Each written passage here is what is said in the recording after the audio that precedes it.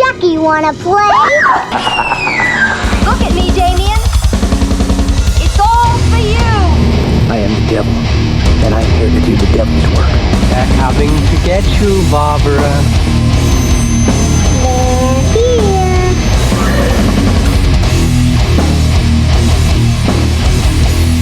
Welcome everyone to the season finale of the Gruesome Task podcast. As always, my name is Deonte and I'm here with my host, Jose. It's our last week. I'm so excited. Let's get it going. Yep, we got a fun one for you today. We are doing the movie Get Out, which most of you know if you follow us on our socials, which you can do so on Instagram at Gruesome Task Podcast and on Twitter at The Gruesome Task. If you want to follow myself personally, that's going to be on Instagram at xdeontems and on Twitter at _under the knife. Yeah, and you can follow me on Instagram at j.a.gallegos and then on Twitter at spirited Jose. Yeah, come follow us. All right, and then we do want to go ahead and give a shout out to our affiliates through the description of the podcast, whether you're listening to it on Spotify, Apple Podcasts, Podbean, YouTube, or if you go to our socials, you can see that we do have affiliate links for Alamo Drafthouse, FYE, and Mondo, as well as with Horror Pack, which we've been running for most of this season. You can use the code ITFOLLOWS and you can save yourself $3 on your Horror Pack, whether that is the DVD or the Blu-ray subscription. Yeah, I'm looking at FYE here, and Get Out, our movie that we're talking about today. You can find it as low as $8.49 on Blu-ray.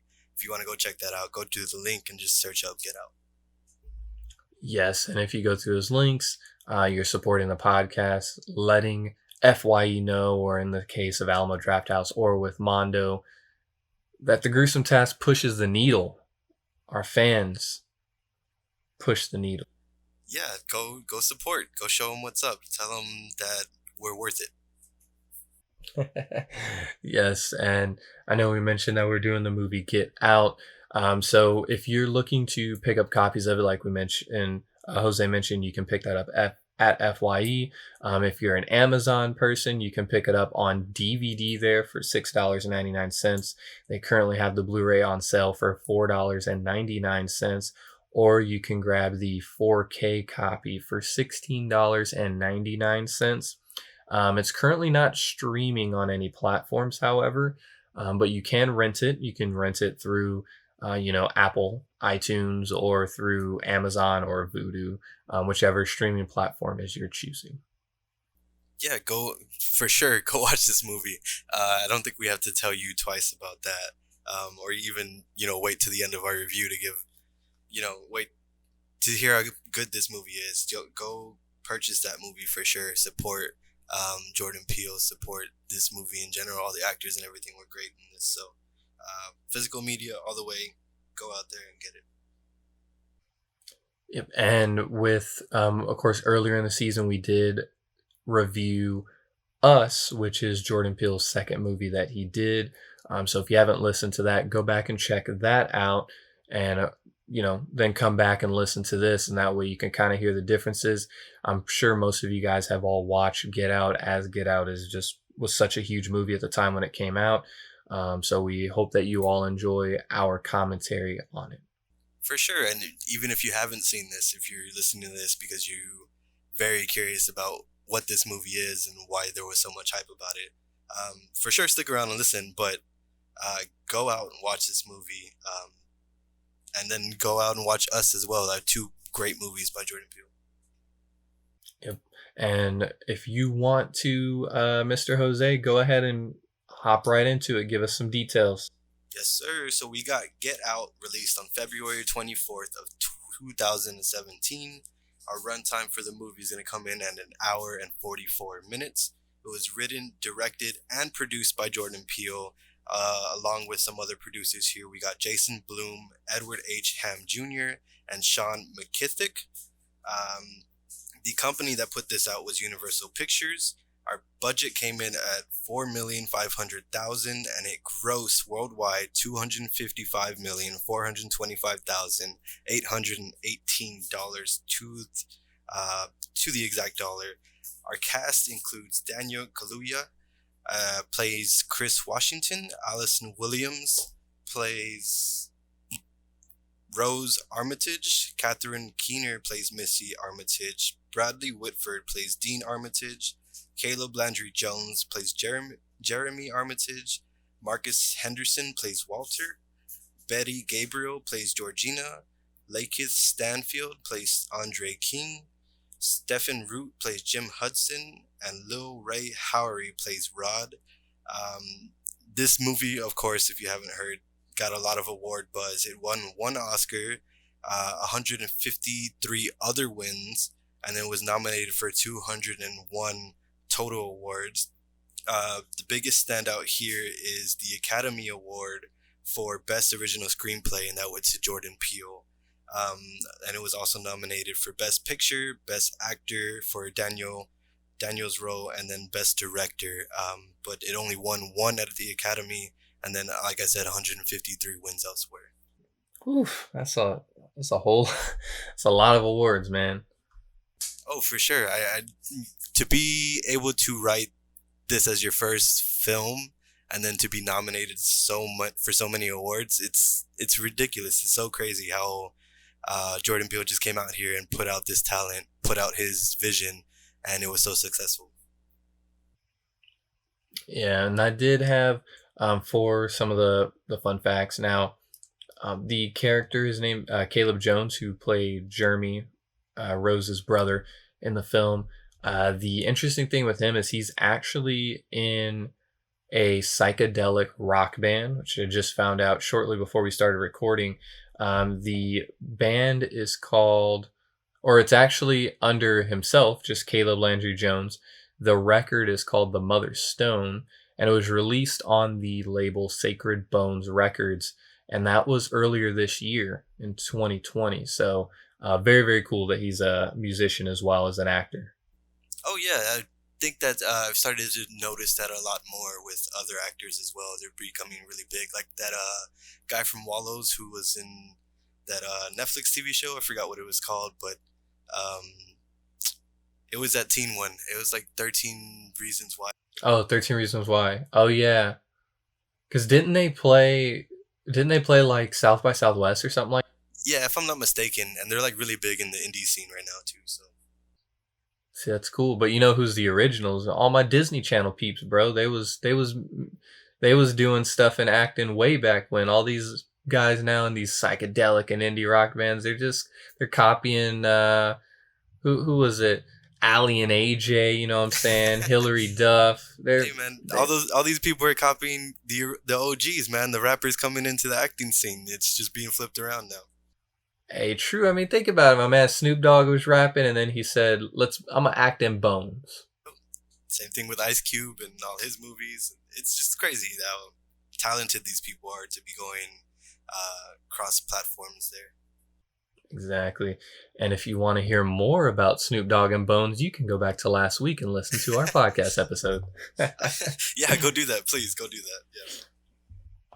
Yeah. The other, I guess, people that were pretty interesting is Lakeith Stanfield, who, of course, plays Logan King or Andre Hayworth in the movie. He's been in a ton of stuff.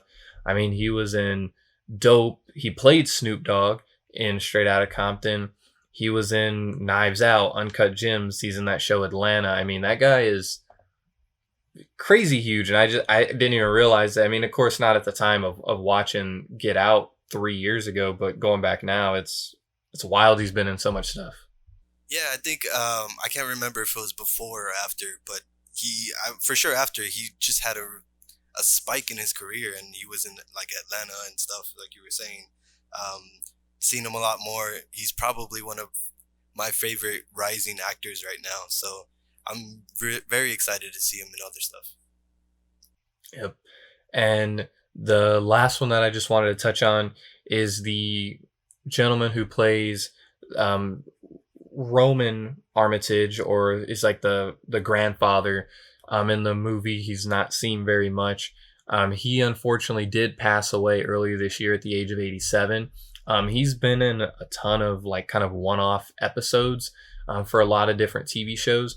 But being a video game nerd, the part that I thought was most interesting is he has done voice acting for the video games Blue Dragon, Fallout New Vegas, and BioShock Infinite. For BioShock Infinite, he did the voice acting for the Preacher Whitting. For Fallout New Vegas, he did it for Father Elijah, which is a part of the Dead Money DLC.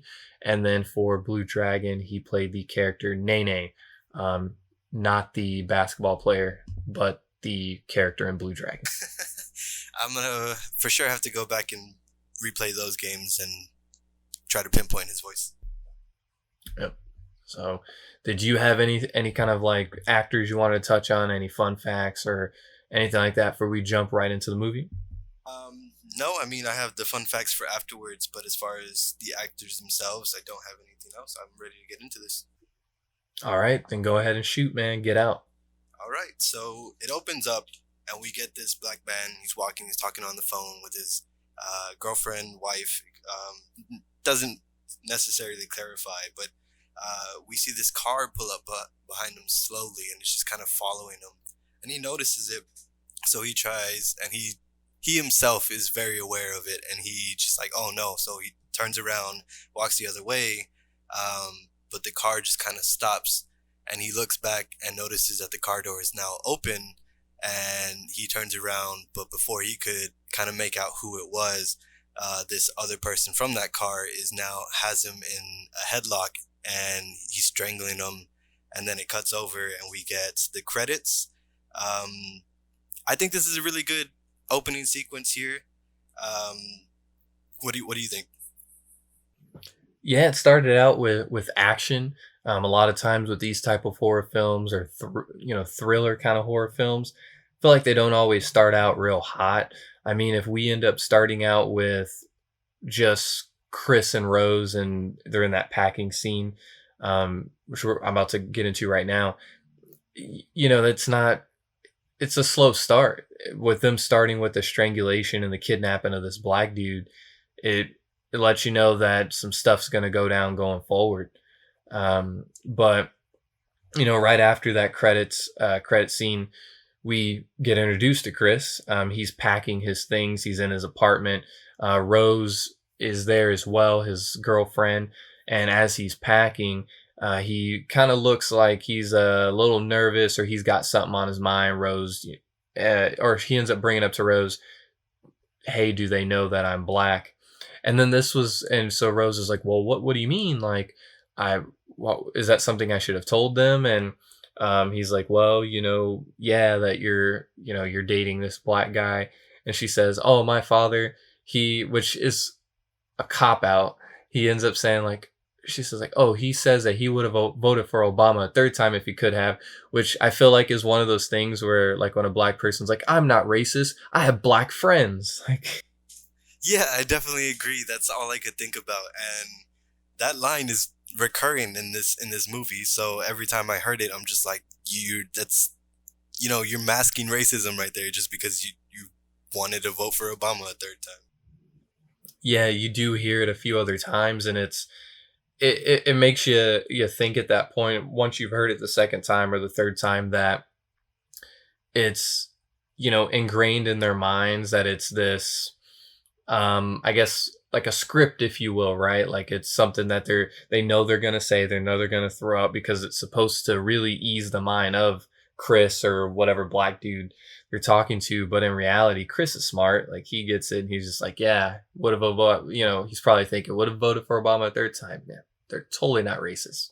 Yeah, I think it goes into real life as well, because I don't only hear that in movies and stuff. I hear similar versions, or what other white people try to mask their racism as, and it's very present in the real world as far in this movie. And of course, black people understand that. They're not what white people think as dumb. Like, just because you say that doesn't mean black people are just going to trust you because you wanted to vote for Obama. It just doesn't make any sense to me that they say these things expecting you to just kind of ease up and, you know, get you on their side. But it cuts over to the next scene, and they're driving after you kind of get that feeling that, oh, you know, Chris is very hesitant to go. So they're driving, and he pulls out a cigarette, and Rose immediately grabs it, snaps it, throws it out the window. So you get introduction to Chris's cigarette addiction. Yep, he has his cigarette addiction, Jesus, and that ends up recurring later on when the mom's trying to get rid of his addiction, and he goes outside and all that kind of stuff. But he gets a call on his phone, and that's when we get introduced to Rod, who's a security TSA agent. And right off the bat, he's very, very funny. He's talking to him, and he's like saying like, oh, I'm going over to meet her parents. And Rod says, you never take my advice, Chris. What was that? It's like, don't go to a white girl's parents' house. Which Rod, he could see the future because he's very smart, because things don't end up too well. But they get off the phone with him, and right away they end up hitting a deer, which is a crazy turn of events, because at this point you're kind of happy-go-lucky, they're joking around with Rod, and then boom, they hit a deer.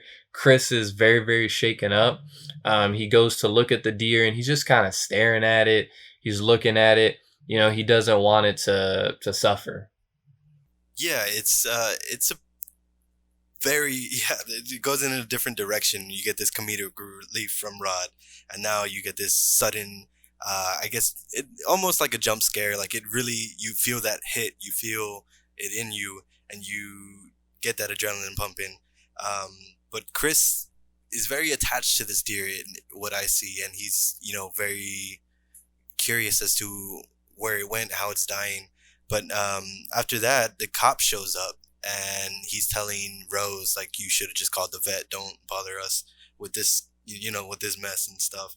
And he asks for Chris's ID, and Rose immediately gets, I guess, defensive in a way, and she's saying like, you don't need his ID.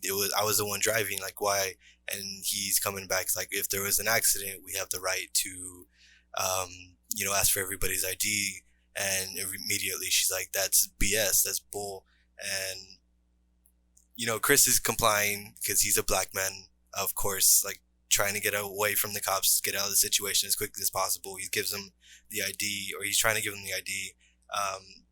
But you get them back in the car, the cop is gone, and they're driving, and he's like, that was so hot, I find you very attractive right now.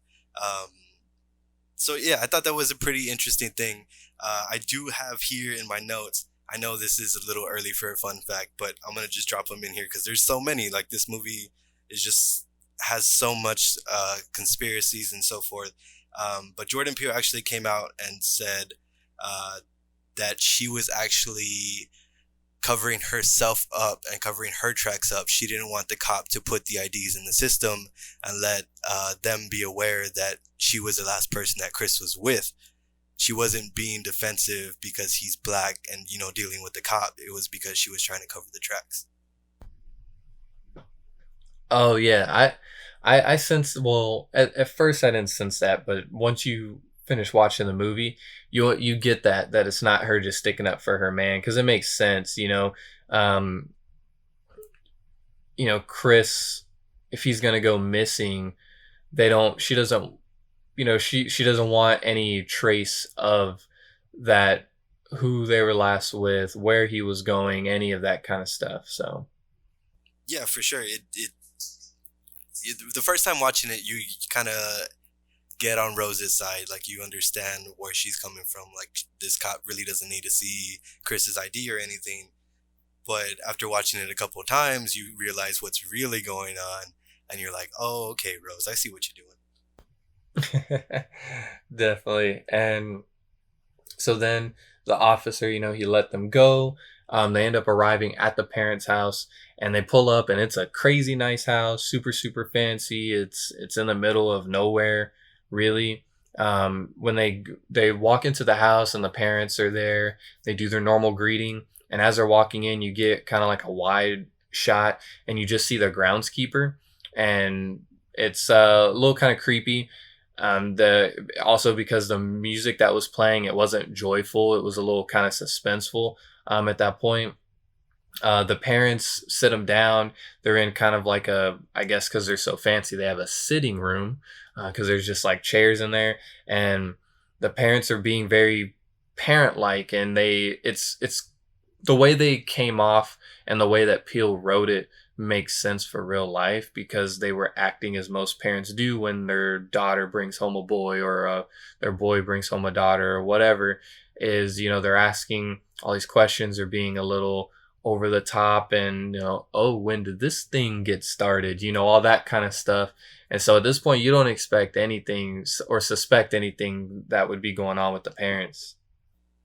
Yeah, but I think in a way that if you really pay attention to the dad, even if you are watching for the first time, you kind of get that there's something off about him and the way he's talking to Chris. And because when he does ask, like, how long has this been going on? He says it in a way, he's like, oh, so how long has this thing been going on? Getting that subtle racism in there. And then also he mentions something about that dead deer and how they're kind of like pests, and he's so glad that another one of them is gone. And that actually kind of refers to, if I read this correctly, it's either black buck or black deer, and it was an old term used for black people back in the day.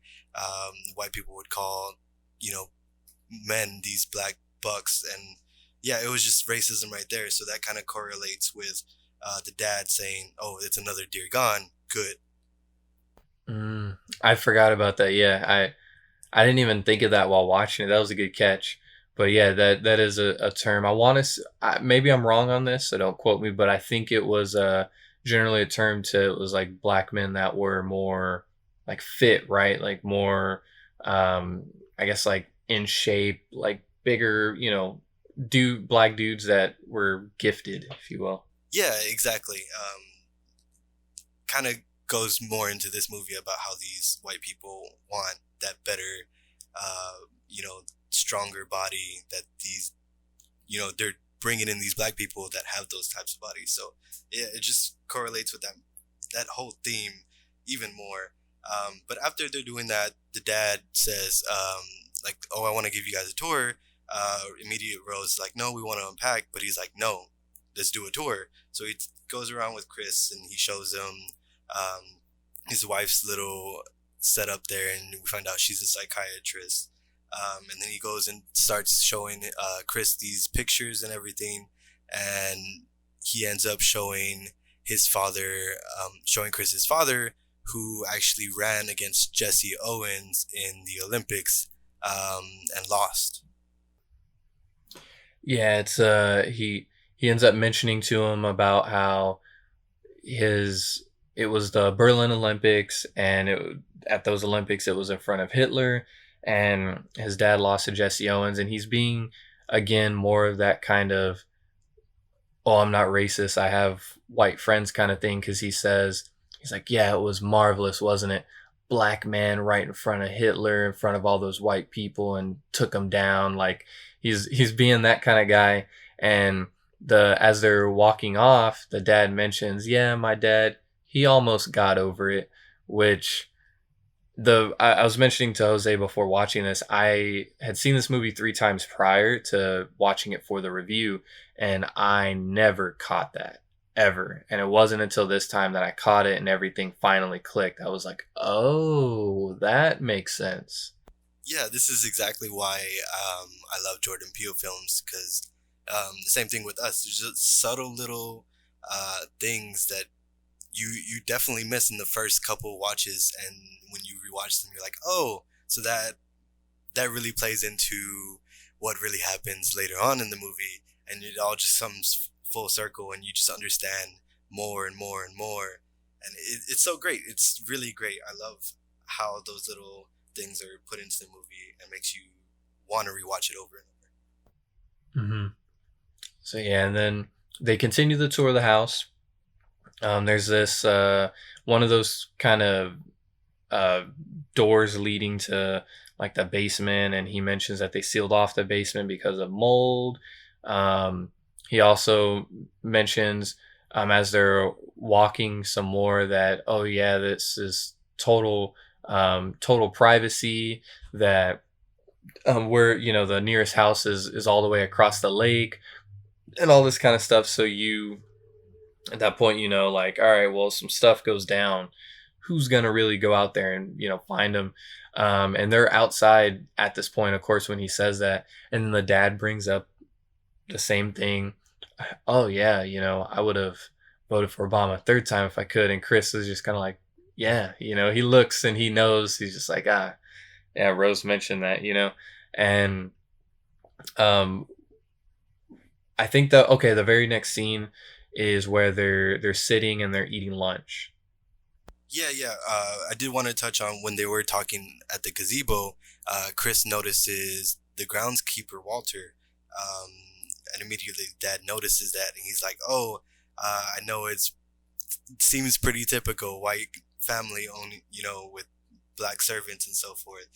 But I want to let you know, like, that it's the complete opposite. They were here to take care of my parents, and when my parents died, I couldn't let these people go because they had become part of the family. That type of thing to put Chris at ease. That's something that I kind of noticed as well. Um, but yeah, you cut over to the next scene. They're all sitting down. They're having a little dinner. And this is where you get the introduction to that teacup and the spoon that the mom has.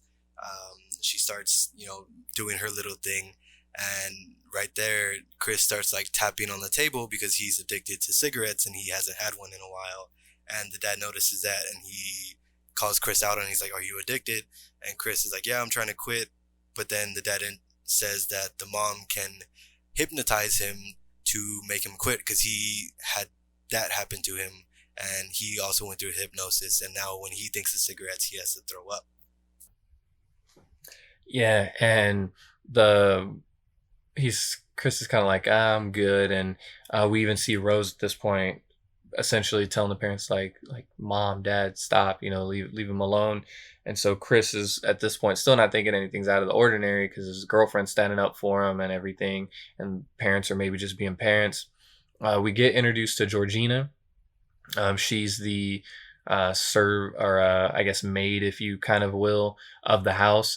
She's pouring everyone a glass of tea, and when she gets to Chris, she ends up dazing out, and you can still hear the voices of the family talking, but it's so faded that you're in Georgina's mind, and she overpours it, and the mom calls out Georgina, and Georgina kind of snaps back into place and says oh, I'm terribly sorry. And then she's like, oh, go inside and take a rest. And Georgina's talking very kind of robotic. She says okay, I will. Like, what? And I wanted to ask you, because I didn't pick this up even the fourth time watching it. Do you know what made her daze out like that?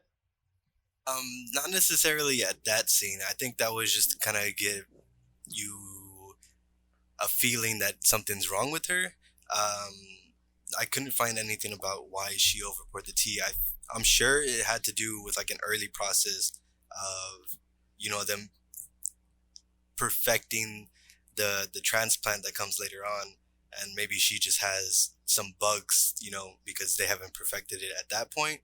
But maybe that's what happened. I honestly didn't see anything about it. I definitely have to do more research on that though. Gotcha. Okay, cool. I was wondering because I didn't pick anything up, and we see going later on where these other black folks that are around this family, they have certain moments where they get out of that trance, and or out of that daze or whatever, if you will.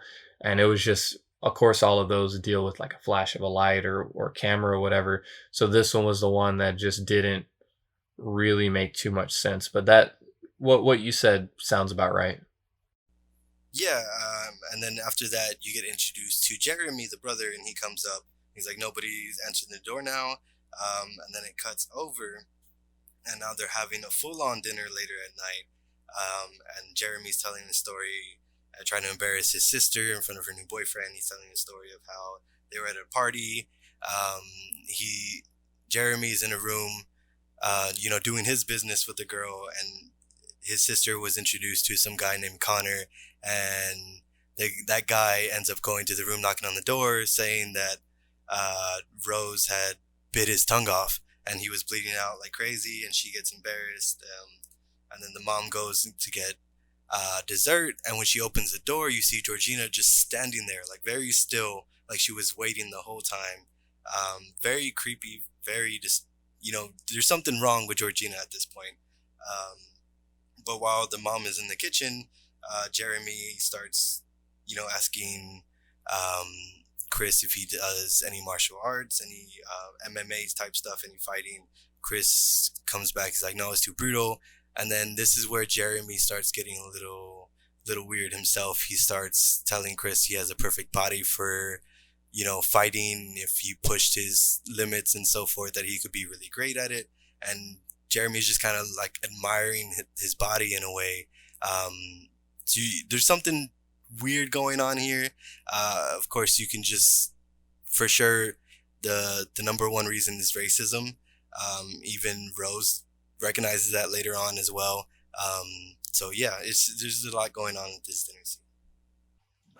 Yeah, and at this point from watching it, I remember thinking, that out of the family members, of course, the mom stirring the cup, or Georgina and Walter, yeah, there's some weird stuff going on, but this was the first part where I was like, okay, like the brother's just a little too out there, and as he's talking, the camera shows the dad's face and Rose's face as well, because the mom was in the other room at the time, and the face that they're making is very like serious and a little concerned. I feel like at that point they were thinking like, hey, like, Jeremy, shut up, because you're saying too much, like you're giving off too much of a weird vibe. Like, we don't want Chris to know what's going on yet, Yeah, there was even a point where the dad says, like, you've had your chance to speak, or something like that. Let somebody else have the floor.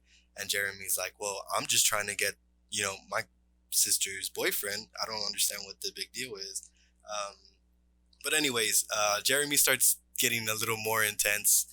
The mom comes back by this time, and Jeremy gets up and he tries to do some kind of move on Chris, and Chris is, rejecting it, and he's like, I don't fight with drunk guys. It just causes a mess, and immediately the mom's like, Jeremy, you need to stop.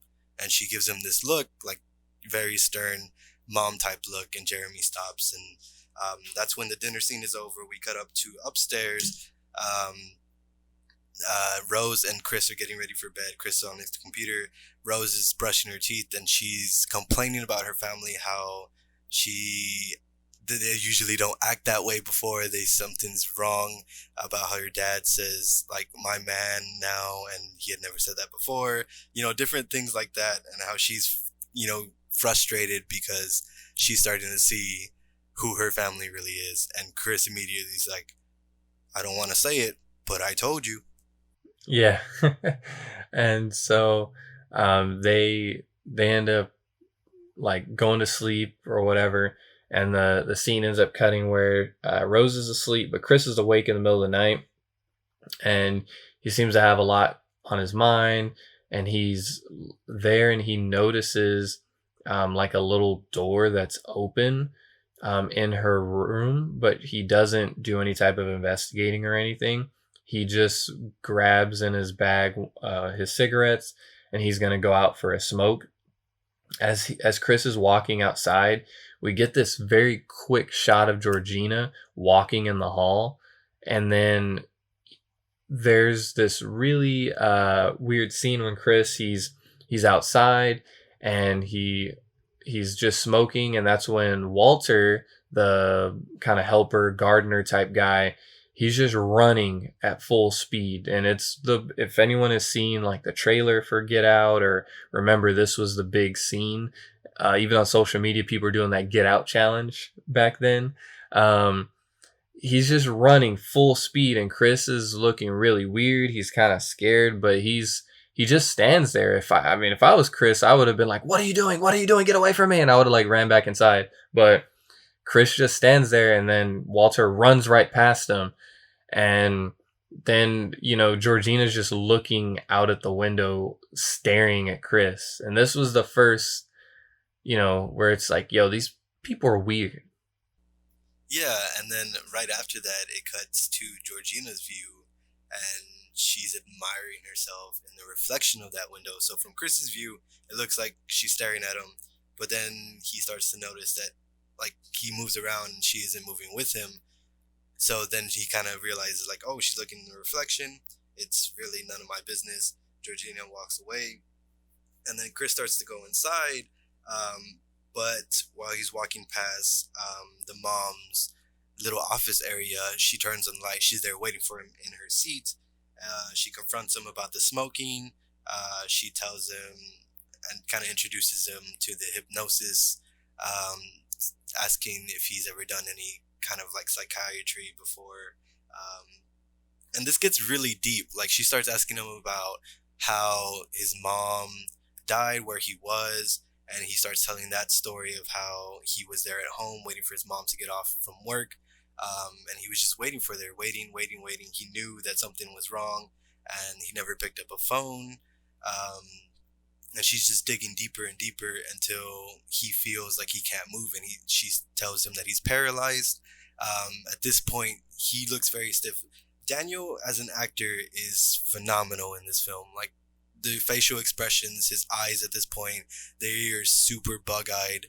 It looks like he's about to just break down in tears, but he can't because he's stuck in in this chair, in that paralyzed state. And it's such a great performance right here, especially for me, from not only him but also the mom. I forgot her actress name here, but yeah, she does a great job as well. And eventually, she does that thing with the spoon where she taps it, and he just kind of falls into this.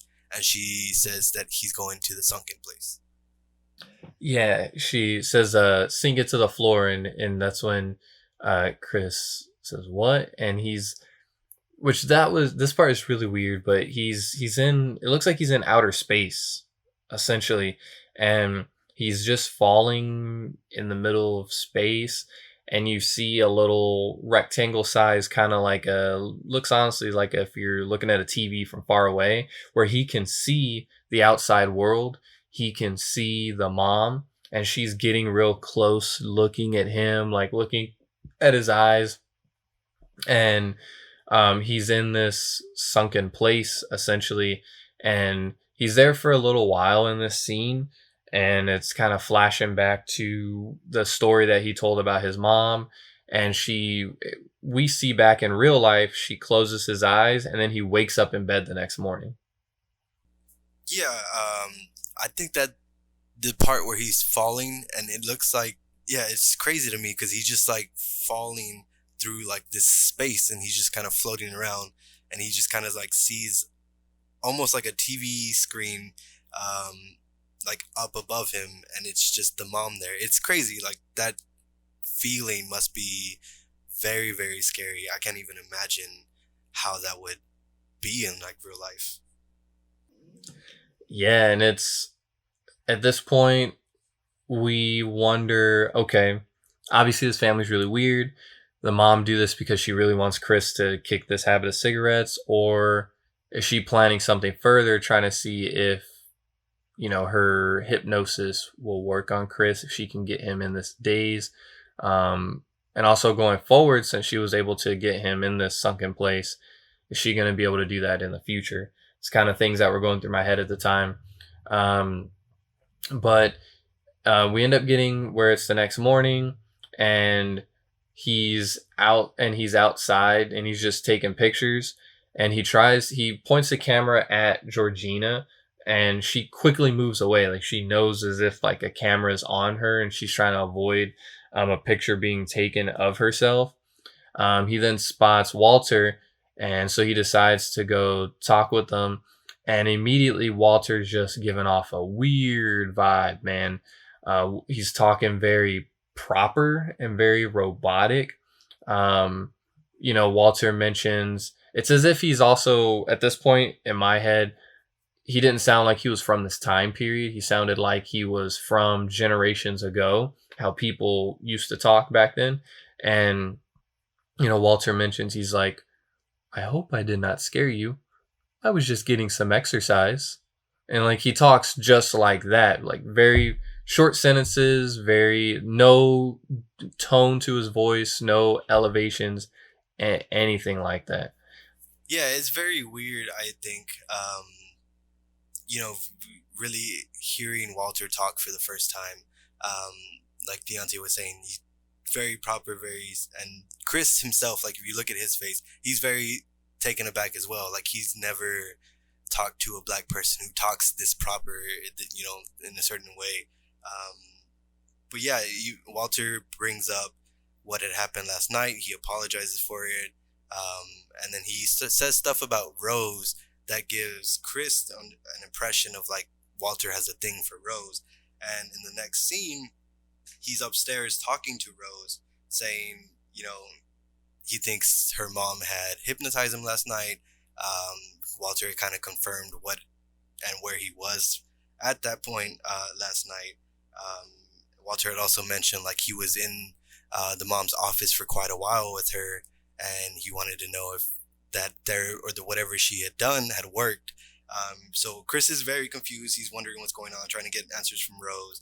And then he also mentions that he thinks Walter has a thing for Rose, so that comes back as well. Chris is very shaken up right now. He doesn't know what's going on.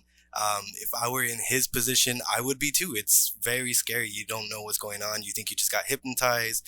And he mentions also that when he thinks or sees a cigarette, it makes him want to vomit, which the dad had mentioned earlier in the film, saying when he got hypnotized, the same thing happened to him. So now Chris is piecing things together, and he just kind of feels very uncomfortable at this point. Yeah, and then that's when Rose looks outside and she sees a bunch of cars pulling up, and it's for this gathering that the family was having. And while they were eating dinner that time where we got introduced to Georgina, the family had mentioned that this gathering was going to occur and that it occurs on the same day. And Rose just so happened to have forgotten that this gathering was going to occur then. For this gathering, there's a whole bunch of stuff that happens. First off, everyone that pulls up for this gathering are all in black cars, which I wanted to ask kind of like earlier, did you find any meaning behind that? Why every single vehicle was a black car? Honestly, I did not even notice that. That's a good little detail that I missed. But I mean, reading up on everything, I didn't see anything about it. I definitely would have kind of looked back if I had read anything about it. But that's very interesting. I know later when Chris is talking to one of the guys, he's like, black is in fashion. I wonder if that kind of correlates with the black card thing. It probably does. That's probably it. The only other thing I could think of is that black is the color of death, and which, of course, at the end of before they leave that gathering, they're doing that auction for Chris, which essentially Chris was going to die is what their intention is, and so I don't know, maybe that was like a foreshadowing of death, if you will. And at least from what I can remember, since like he said, that guy that he talks to says black is in fashion, almost every single person is wearing black at that event. And in some ways they kind of look like they were dressed for some type of funeral. That's a good little detail there. I'm glad you mentioned that because I hadn't really noticed what they were wearing either. I know the character that what's his name plays, Lakeith Stanfield. I know he's dressed differently, but I mean he's also another black man. Um, yeah, that's very good. That's very interesting. But anyways, um, so we cut over. They're now at the party. Chris and Rose are going around to different elder couples talking to him, and it all just really feels like they're asking him questions about being black. Um, I know one of them asked him like how his golf swing was, if he played golf, and he mentions, or his wife mentions, that he used to be a professional golfer, very good. Um, and then it cuts over to a woman and her husband who looks like he's about to die, like he's got oxygen tanks and he's got that thing in his nose, uh, pumping that oxygen through his body. And she goes off and starts feeling his arms, and she asks Rose like, "Is it true what they say? Is it better?" And then the last one is that guy that I was mentioning earlier, and he's talking about black being in fashion. This is a new thing. There's a lot of suspicion going on why are they asking him about what being black is like, or about his physical form specifically. It's completely suspicious. Me as a viewer, the first time I was like, oh, okay, it's really gonna come alive here. I really don't know what's gonna happen. You got one black guy with all these white people at a party. Something's about to happen. Yeah, and I thought it was funny when he's talking to the guy about golf, and the wife is like, he does know Tiger, and then the black guy or the white guy is like, I do love Tiger. And it just goes back to that, like with the dad with the Obama thing, like as if he's trying to like make himself not sound racist, so he brings up the one black golfer. Yeah, it's all over the place, really. And like I said earlier, it's not only in this film; it's in real life as well. But yeah, so they're there, and Chris is clearly uncomfortable at this point. So tells Rose that he just needs some fresh air. He's gonna go take some pictures.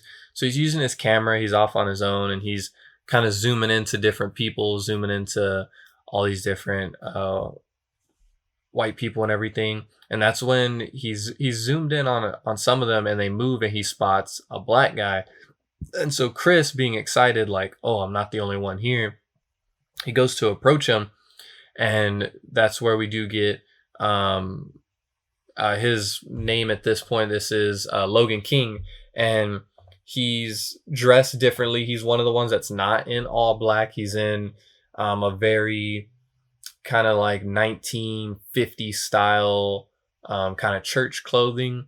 It's a light brown with what is it? Kind of like a plaid pattern to it a little bit. And when he approaches him, he turns around and you look at him, and it's like, that's the guy who was kidnapped in the beginning of the movie. He didn't have some of his kind of like little spotted facial hair that he has, but that's him. So you're like, oh snap, like what's going on? And so Chris is talking to him, and he's like, oh, it's good to see another brother here. And the guy turns around, and he's just he's talking how Walter talked. He's talking in slow sentences. He's kind of sounds a little robotic, and they don't talk for too long. And that's when this white lady comes up, and she puts her arm around him. So you get the sense that her and Logan are together, I guess. And Logan's like, oh, Chris was just telling me that he feels more comfortable with my presence being here and stuff like that. And, Chris ends up leaving or whatever. And he's looking off in the distance the white lady says that, oh, like so-and-so wants to speak with you. So they go off, and Chris is looking at him, and we get where I guess they complimented Logan on his clothes, because Logan kind of opens up his suit that he's wearing, and he spins around, and they're telling him about how nice he looks with his change of clothes. And then Chris walks off and meets Jim Hudson, who's the art dealer. Yeah, and Logan really isn't showing off his clothes. He's showing off his new body, quote unquote. But I mean, it's just crazy seeing that guy, and now we're wondering as a viewer what's going on. Like, this doesn't seem like the same guy at the beginning of the film. He was obviously kidnapped. Why is he here with his older lady? But Chris is talking to this blind man, Jim Hudson, who he finds out is the Jim Hudson of Hudson Galleries. Chris had admired that for so long. He finds out that Jim has actually been admiring his own work. And they're talking back and forth about life and so forth, about how being blind is a struggle, how everybody else at the party just seems plain ignorant, and how Jim isn't really like that. He really, is focused on the art. He sees all pass through all that, and you kind of really do understand that Jim does really see past that. He's a blind man working with an artist. He's having art be described to him because he's blind. So yeah, it's very interesting conversation there. We really don't understand why we're getting this introduction to Jim, but we will soon find out. But when Chris is done talking to Jim, he goes upstairs. And while he's walking through the house, you see these shots of everybody at the party just talking normal. But once Chris gets upstairs, everybody just goes silent. They stop talking, and they're really listening for what's about to happen upstairs. Very creepy scene. Very, very creepy, because they all just instantly stop at the same time. There's a lot of coordination here. But once he goes upstairs, he finds out that his phone was unplugged and it's dead. I believe it was earlier, at least one time, he had plugged in his phone and it became unplugged. So this has been a recurring thing, and he kind of notices that, and he goes over to check to see if Georgina's upstairs. She's in her room. Rose at this point is walking up the stairs. He pulls her into the room. He's like, I think Georgina's unplugging my phone. It keeps dying. I just wanted to call Rod. So Rose leaves, and he calls Rod. He tells him everything that's going on, how he thinks he got hypnotized. Of course, Rod, with that comedy coming in, and the comedic relief, sorry. And he's, I told you to get out of there. You need to leave. I don't know why you even went there in the first place. Those kinds of things. And then Georgina comes in. She's waiting at the door, and she starts apologizing to Chris. She's like, I was cleaning the room. I accidentally unplugged it. I didn't want to touch it any further. Chris is just kind of playing it off.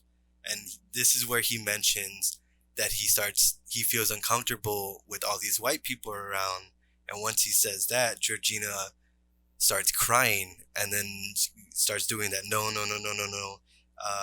starts like freaking out. It looks very, very scary, because her face goes from very happy to very serious, and then a tear comes down her face, and then she does the no thing, and then she starts smiling again. It is a wide range of emotion being shown by this actress, and it's great. Yeah, and when she says that, at the very end before she walks away, is she says, "Oh, I can assure you, I don't answer to anybody anyway," which I thought was like kind of weird, but I wonder if, because Chris brought up the whole thing of like, hey, I don't feel really comfortable around all these white people, if that maybe triggered Georgina like some memory or something in the past that caused her to be in that kind of trance, and just remember for like a brief second of like who she was before she became Georgina. Yeah, well, I was reading more about this, and if you've seen the movie before, you know that Georgina is the grandma, of course. And at this point, a lot of speculation was going around saying that the real Georgina, the black woman that was before the grandma got transferred into her, she was coming to life there, and she was trying to free herself. But in all reality, it was really the grandma who shed a tear, because she felt insulted that Chris didn't want to be around these white people. What? Really? The real reason she shed that tear, and she's like, no. And she tries to explain, like, these people treat me like family. Well, obviously she is family, but yeah, she was insulted, and she was so insulted she shed that tear. That's crazy. See, I never thought that. I always, every time I watched the movie, I always thought it was the other way around, that it was Georgina snapping out of this, trying to snap out of this trance that she's in.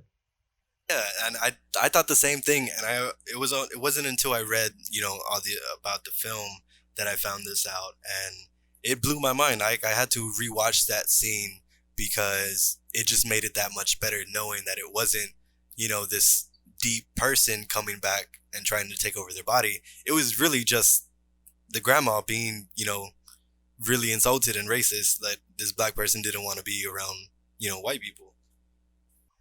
Dang, that's nice. See, this is why I like doing these. I get to learn a lot of stuff. But I did before I talk about the next thing. I did want to mention that phone call with Rod. This is where Rod actually mentions the first part about white people hypnotizing black people and then making them slaves, which is so like Rod, he mentions he's like, Chris, I saw this documentary one time. He was like, it was all these crazy white people. They would kidnap these black people and then they would hypnotize them and then they would make them sex slaves. And he's like, I saw it on A&E. That's real life. Yeah, and then he starts right there. He talks about Jeffrey Dahmer and like goes into what he did with dismembered people, that all that different kinds of stuff. And then Chris is like, "What are you talking about, man?" Like Yeah, and it's so funny because Rod is like, you hear that and it's so funny. It's completely outrageous. Where you're like, man, like, what are you talking about? But in real life, he pretty much was spot on. Yeah, for sure. Like he was. Yeah, Chris was gonna be made a slave eventually. So he's very smart. He's very. I mean, it's a comedic relief, but this is how everyone should react when getting into situations that Chris is Chris is getting into. You need to run. Like, just get out of there. What are you doing? Exactly. Don't be the person that's just like, oh nah, man, like everything's fine. They're just a little weird. Maybe they don't hang around a lot of black people. They're fine. No, have the reaction of Rod. No, what Rod is saying, don't fall in love with a white girl.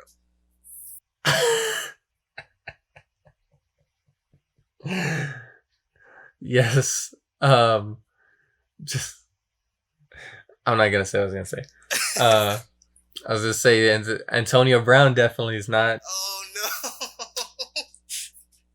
Oh man! Oh. Came out with a diss track against him. But anyway, so then it continues, and we end up getting where Chris comes back downstairs, and all the people are just surrounded by the door, and they have questions for Chris, and immediately it's this Asian guy, which he's like the only non like pure white guy there. He ends up asking Chris, he's like, how do you find do you find that being African American experience is harder or easier in the world? And Chris is like looking around, and he calls over Logan, the other black guy, and he's like, Logan's a black guy. He's like, Logan, tell him about your experience. Come over here. And Logan kind of walks over a little bit and he says, well, I find my experience as a black man very, very good. And it's great.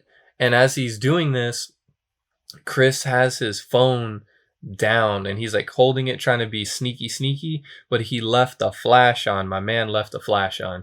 And he takes a picture of Logan, and Logan immediately just stops dead in his tracks and his nose begins to bleed. And he runs to Chris, and he's no longer talking how he talked before. He sounds like a normal guy. And he's grabbing Chris by his shirt and he's saying, get out of here. Get the hell out of here. Get out of here now. And immediately everyone's like pulling him off, and Chris doesn't know what's going on. He's like, whoa. And so it's a pretty crazy scene. The one thing I did notice, it was Jeremy, the brother, who actually came and grabbed Logan and had him in that arm lock where he grabbed both arms, which is something, that wrestling kind of thing that he was talking about earlier. He had him in a pretty good lock, and he was right there on the scene ready to go. So yeah, that's one thing I did notice, that Jeremy was very, ready to go. Yeah, I never noticed that when watching it. Like I didn't pay attention to who grabbed him because kind of a lot of people surrounded him, so I just viewed it as like, oh, the family was trying to get him off to because he's harassing Chris or whatever. I didn't realize it was Jeremy. Yeah, for sure. And that's just I don't know if it's was meant to be that way, if it had any real meaning to it, but that's just something I noticed. But anyways, it cuts over. Everyone's sitting now in this kind of living room area, and the dad is claiming it was a seizure, that he's epileptic, and the flash really just set it off. Um, Chris, you can see on his face that he's not really believing it. He doesn't really understand. Um, and then Logan comes out with that woman that he is presumably dating. It's pretty much standard at this point that he's dating her. And he starts apologizing. He's like, I don't know what came over me. Um, I didn't mean to do that. I'm feeling a bit exhausted, so I think I'm going to head home. Then the dad suggests, like, let's do some bingo outside. And Rose, when she hears that, she's like, oh, let's go take a walk, Chris. Let's get out of here. Yeah, and when you have forgot to mention when, or if you did, I apologize. When Logan walks out of that room with the woman he's apparently with, he also walks out with the mom, and they were in the office. So you get that she probably did something to hypnotize him, and obviously he was all frantic and crazy before he went in. Now that he comes out of the office, he's just back to being his like seldom weird self. Okay, I assumed that had happened, but I didn't actually see the mom walk out as well. Yeah, they all walked out together. It was all three of them in that room together. Um, and so when they go on the walk, he ends up telling her essentially how he felt. Like he mentions that when Logan went and grabbed him, he was like, it felt like I knew him, like I really knew him. And um, they continue to talk, and he's mentioning about how I gotta leave or whatever, and she's like, oh, so you're just gonna leave me here with my family? And he's kind of like, yeah. And as they're talking, the scenes are cutting back and forth when the scene cuts over to the what I'm about to mention, there's no audio. And so, or they're not like people talking, but we see the dad, and he's at the top of, like, all the people are sitting down that were there for this party or whatever, and the dad is like doing the kind of like a silent auction, if you will, and the people are holding up the cards, as if you were at like a silent auction, you want to bid. And when the camera's panning out, we see that it's a picture of Chris that is up there with the dad. So these people are bidding on Chris. And who ends up winning the bidding? It's the blind artist that Chris was talking to, a few scenes earlier, which is Jim Hudson, which is just wild. Yeah, I think this scene is pretty great as well. I do like the fact that it was a silent auction. They're trying to be quiet so that in case Chris comes back, they can hear that, or that Chris doesn't hear them. And then the blind man winning, when he had like the most meaningful conversation with Chris at that party, it blew my mind. Like I didn't see that coming at all. And I really thought this was going to be more of like, oh, they're going to enslave him and make him be a servant, kind of like Walter or Georgina. That was my first thought when I first saw this movie. I don't know how you perceived that, but I didn't know what direction this movie was going. Yeah, I saw it the same way, because if we kind of look, well, besides Logan, I mean, the other two were servants, and Logan was just very weird. So I figured, okay, if they're going to enslave Chris, either they're going to make him a servant, or if they don't want him to be a servant, maybe they make him kind of like the role of Logan, where he essentially, I thought maybe they were going to keep enslaving these like kind of younger black dudes and maybe black women to try and make it so their community wasn't so white, to try and gather more black people, because like how Chris said, like, oh, I feel comfortable with you being here. If there's more black people there, it'll be easier for them to continue to attract black people, because they'll just feel comfortable being around there, because it's not just all white people. Yeah, I didn't look at it that way, but that's a pretty good idea right there. Yeah, so many different things that you could be running through your head. Another one was like, well, at least he's going to the guy that's artistic, and maybe he just like really likes Chris's vision or something. Obviously, it's a horror movie, so that wasn't gonna happen. But so, anyways, Jim Hudson wins the auction. It cuts back to Chris and Rose, and they're sitting by the lake. And this is where Chris kind of opens up to Rose, and he tells him, or reminds her, because he had told her the story of his mom before, but then he goes even deeper, and he was like, well, I really could have saved her.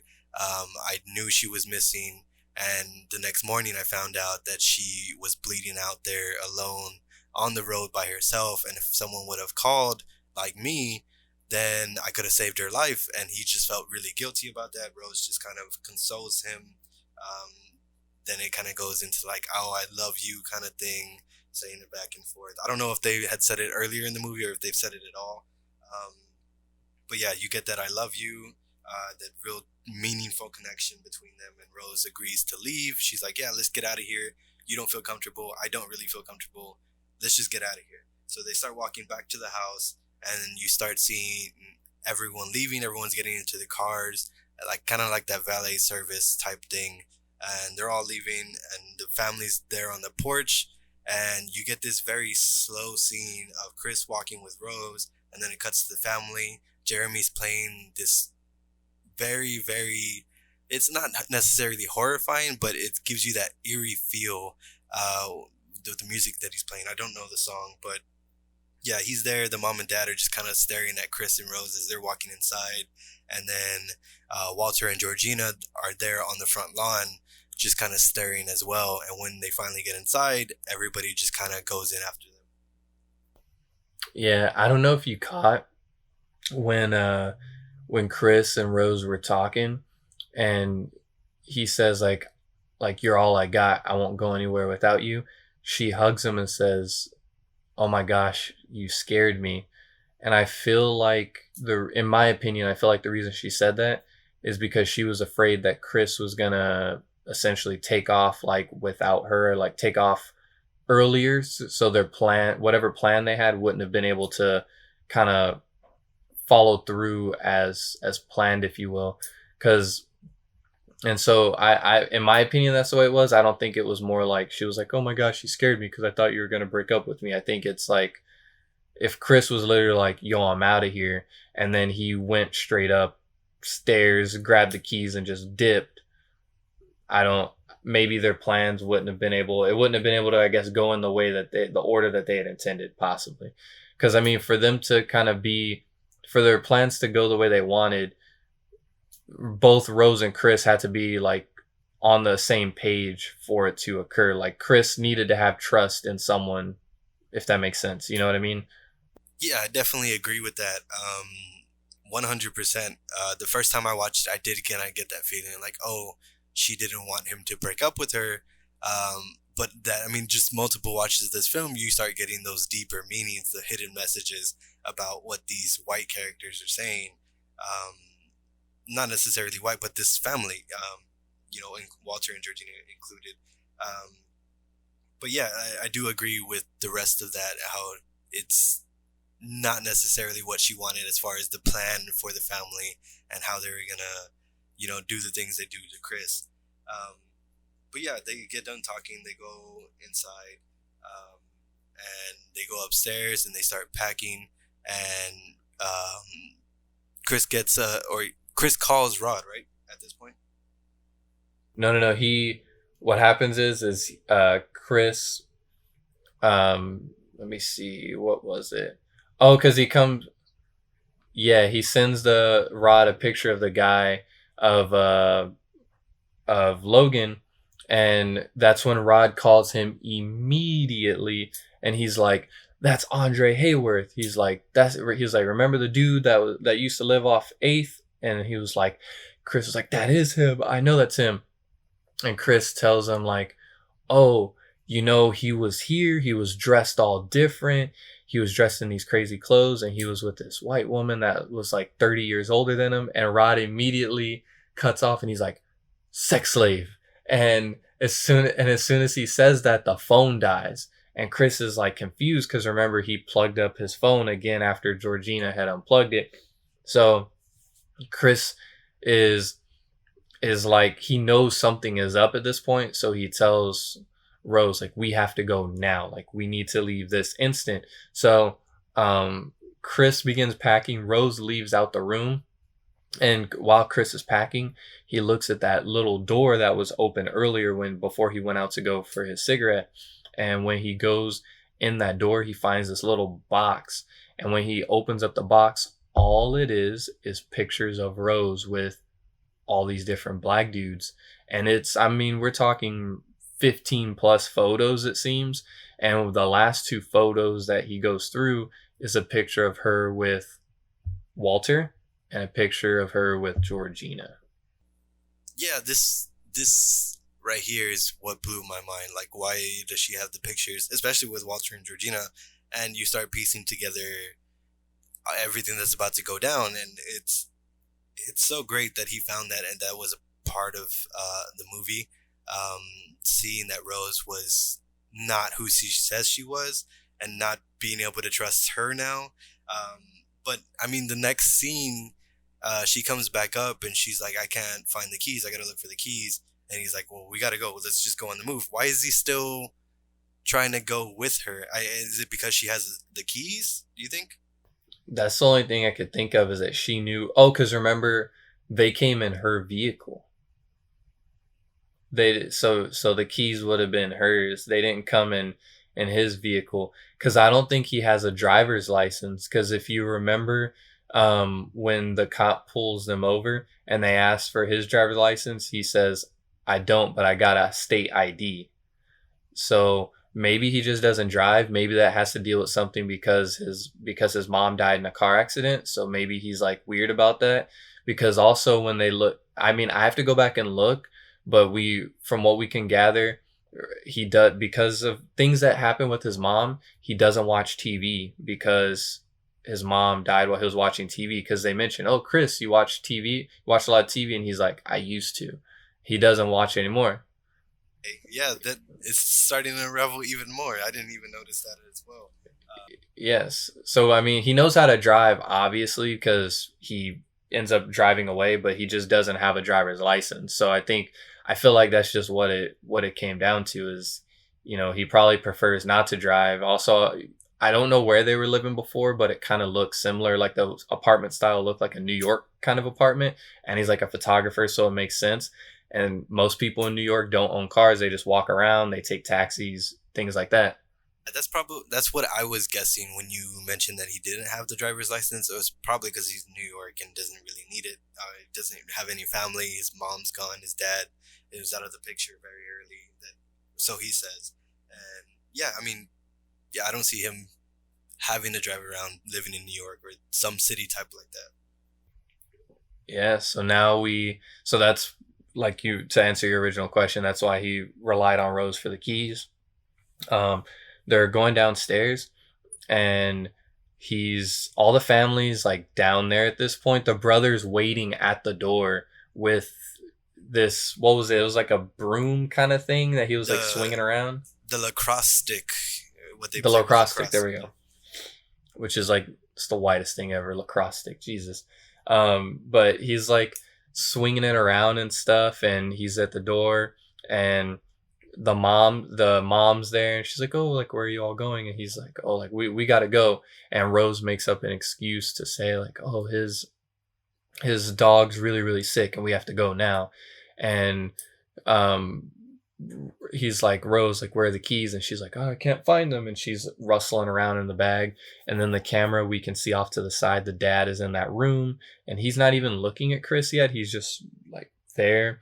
And the dad starts to talk, and he's like, who do you think you are? And he's just going into more details about everything and all this stuff. And he keeps saying like, Rose, like, where are the keys? Like, give me the damn keys. And he's pissed off at this point, and Rose is playing it really well because she looks like, I think there was maybe even like a tear almost coming out of her eye. She's like, I can't find them. I can't find them. And then it gets to the point where he's like, Rose, please just give me the keys. And then Rose goes straight from like, screw it, I'll say it. She goes from like this concerned crying face to she had like the resting bitch face look. And she then pulls the keys out and she's like, I can't give this to you. Right, babe? And then Chris just looks so defeated. I mean, his face went from just like, like, I'm gone. I'm dead. Yeah, and this point, it looks like he's really just trying to figure a way out of here now. He's looking around. He got pushed back into, I guess, the fire room or the living room, away from the front door. He's got the brother on one side. He's got mom and dad on the other. The brother looks at him. He's like, come on, come on. So Chris just goes for it. He starts attacking him. But as soon as he does, the mom does the spoon taps. Chris falls. He hits the floor pretty hard. And then they all just kind of look at him and they're trying to move him around.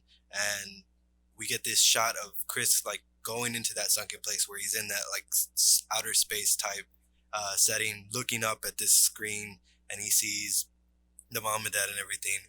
The mom's concerned because she doesn't want to damage his body. Jeremy, of course, is very violent. He doesn't really care.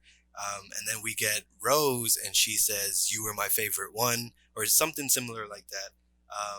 One thing that I did read was whether that specific line was something she said to everybody when this had happened, or if she had really meant like Chris was the favorite one, because she told him that she loved him. It seemed very real, but of course she's not real at all. And yeah, it was just a lot of different things going up when I was reading up about this film, according to this line. Yeah, I want to say that when I watched it, in my opinion, it felt very real. I want to say that she meant it.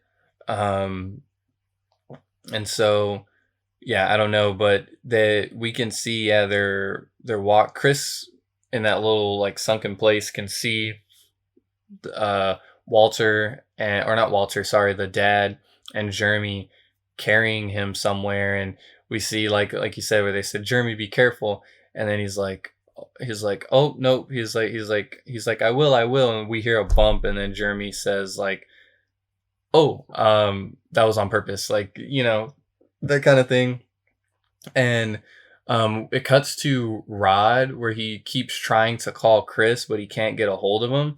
And so Rod's then gets on the computer, so he starts doing some Googling of Andre Hayworth, and every single article is articles about him being missing for over like 6 months, and that's everything. So obviously he knows that something's up.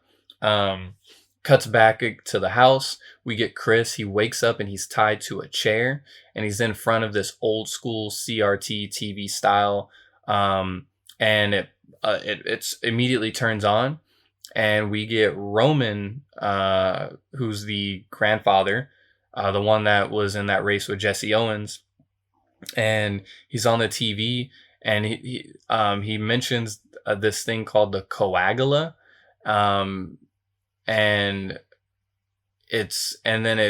the video starts playing or whatever, and we get that tea with the spoon, so Chris kind of falls into that sunken place, basically. Yeah, it just seemed kind of more of an introduction, almost like when you start a new job, they show you that intro video, like what the company is. They bring out like the CEO or whatever. That's kind of what it seemed like. It had that feel, and immediately after that, it cuts over to Rod, and he goes to the police station. He's got Chris's dog, and he starts telling his theory of how he believes that Chris is getting involved with these white people enslaving and making them sex slaves, and how Andre Hayworth was a part of this. But then he gets starts explaining a little more, and Andre is with this older woman, and the cop just kind of believes like, oh, well, he's going after the money there. There's really no need for concern. But once he starts like getting into the sex slaves thing and how these white people are luring these black men, and he believes that there could be more. This detective or cop gets two other policemen to join, and of course she gets Rod to tell his whole conspiracy again, and they just start busting out laughing at him, and he feels dumb, and he goes back to the apartment. He has like this sketch of all the different possibilities of what could be happening, and he himself like realizes that it sounds very dumb, it sounds very unbelievable, and then he goes and tries to give Chris a call again, and this is where Rose picks up, and she seems very concerned. She's a great actress on top of being a great actress, if that makes sense. This actress as a whole plays Rose very well, but I mean, she's like having to act on top of that as not only Rose, being in a relationship with Chris, and playing this persona for Rod. She's having to act through all this different thing just to lure these men. It's amazing performances throughout this movie. I can't stress that enough. But anyways, Rod gives Chris a call. She answers Chris's phone. She seems very concerned because she hasn't seen Chris in a couple of days. And she tells Rod that he left 2 days ago. He left his phone. He was in a very big rush, in a very big hurry. And she hadn't heard from him. And then Rod comes back. He's like, I haven't heard from him either. He's not here. What's really going on? And then he pauses it, tries to record the conversation, to get for future evidence for like cops and so forth. And he starts asking like, oh, what taxi company did you use? And this is where Rose starts getting a little out of sorts here, because she's like, I don't know what taxi company. He could have used an Uber, but wouldn't he need his phone for the Uber? Starts making you think. And of course, Rod kind of starts picking up on that. And this is where she cuts it. She's like, I know what you really called for, Rod. Me and you have this unspoken connection. You want to sleep with me, so forth. And she starts making him uncomfortable, and it works. And he hangs up very quickly. And he says, what does he say? He's like, oh, you knew exactly what you're doing, you evil genius. Yeah, he says some other words instead of genius. But yeah, Rod knows what's going on. And I thought it was funny when he has that drawing board of all this stuff. It looks crazy. It looks like a conspiracy theory wall. It has like all these circles and arrows. And then it's funny because he says, oh, magic ain't real. And he scratches out the word magic. Yeah. So it's just so funny that he's technically on the right track. Like, he knows something's going on, but he just can't put the pieces together. So all his arrows led to magic. Yeah, when I saw that, it kind of reminded me of Blackula, how they're trying to piece that stuff together, and they're like, vampires aren't real. I don't know why I'm reading vampires. It kind of has that same, that kind of, I don't know what refers to the old movies. Yeah, like pays homage to him. Yeah.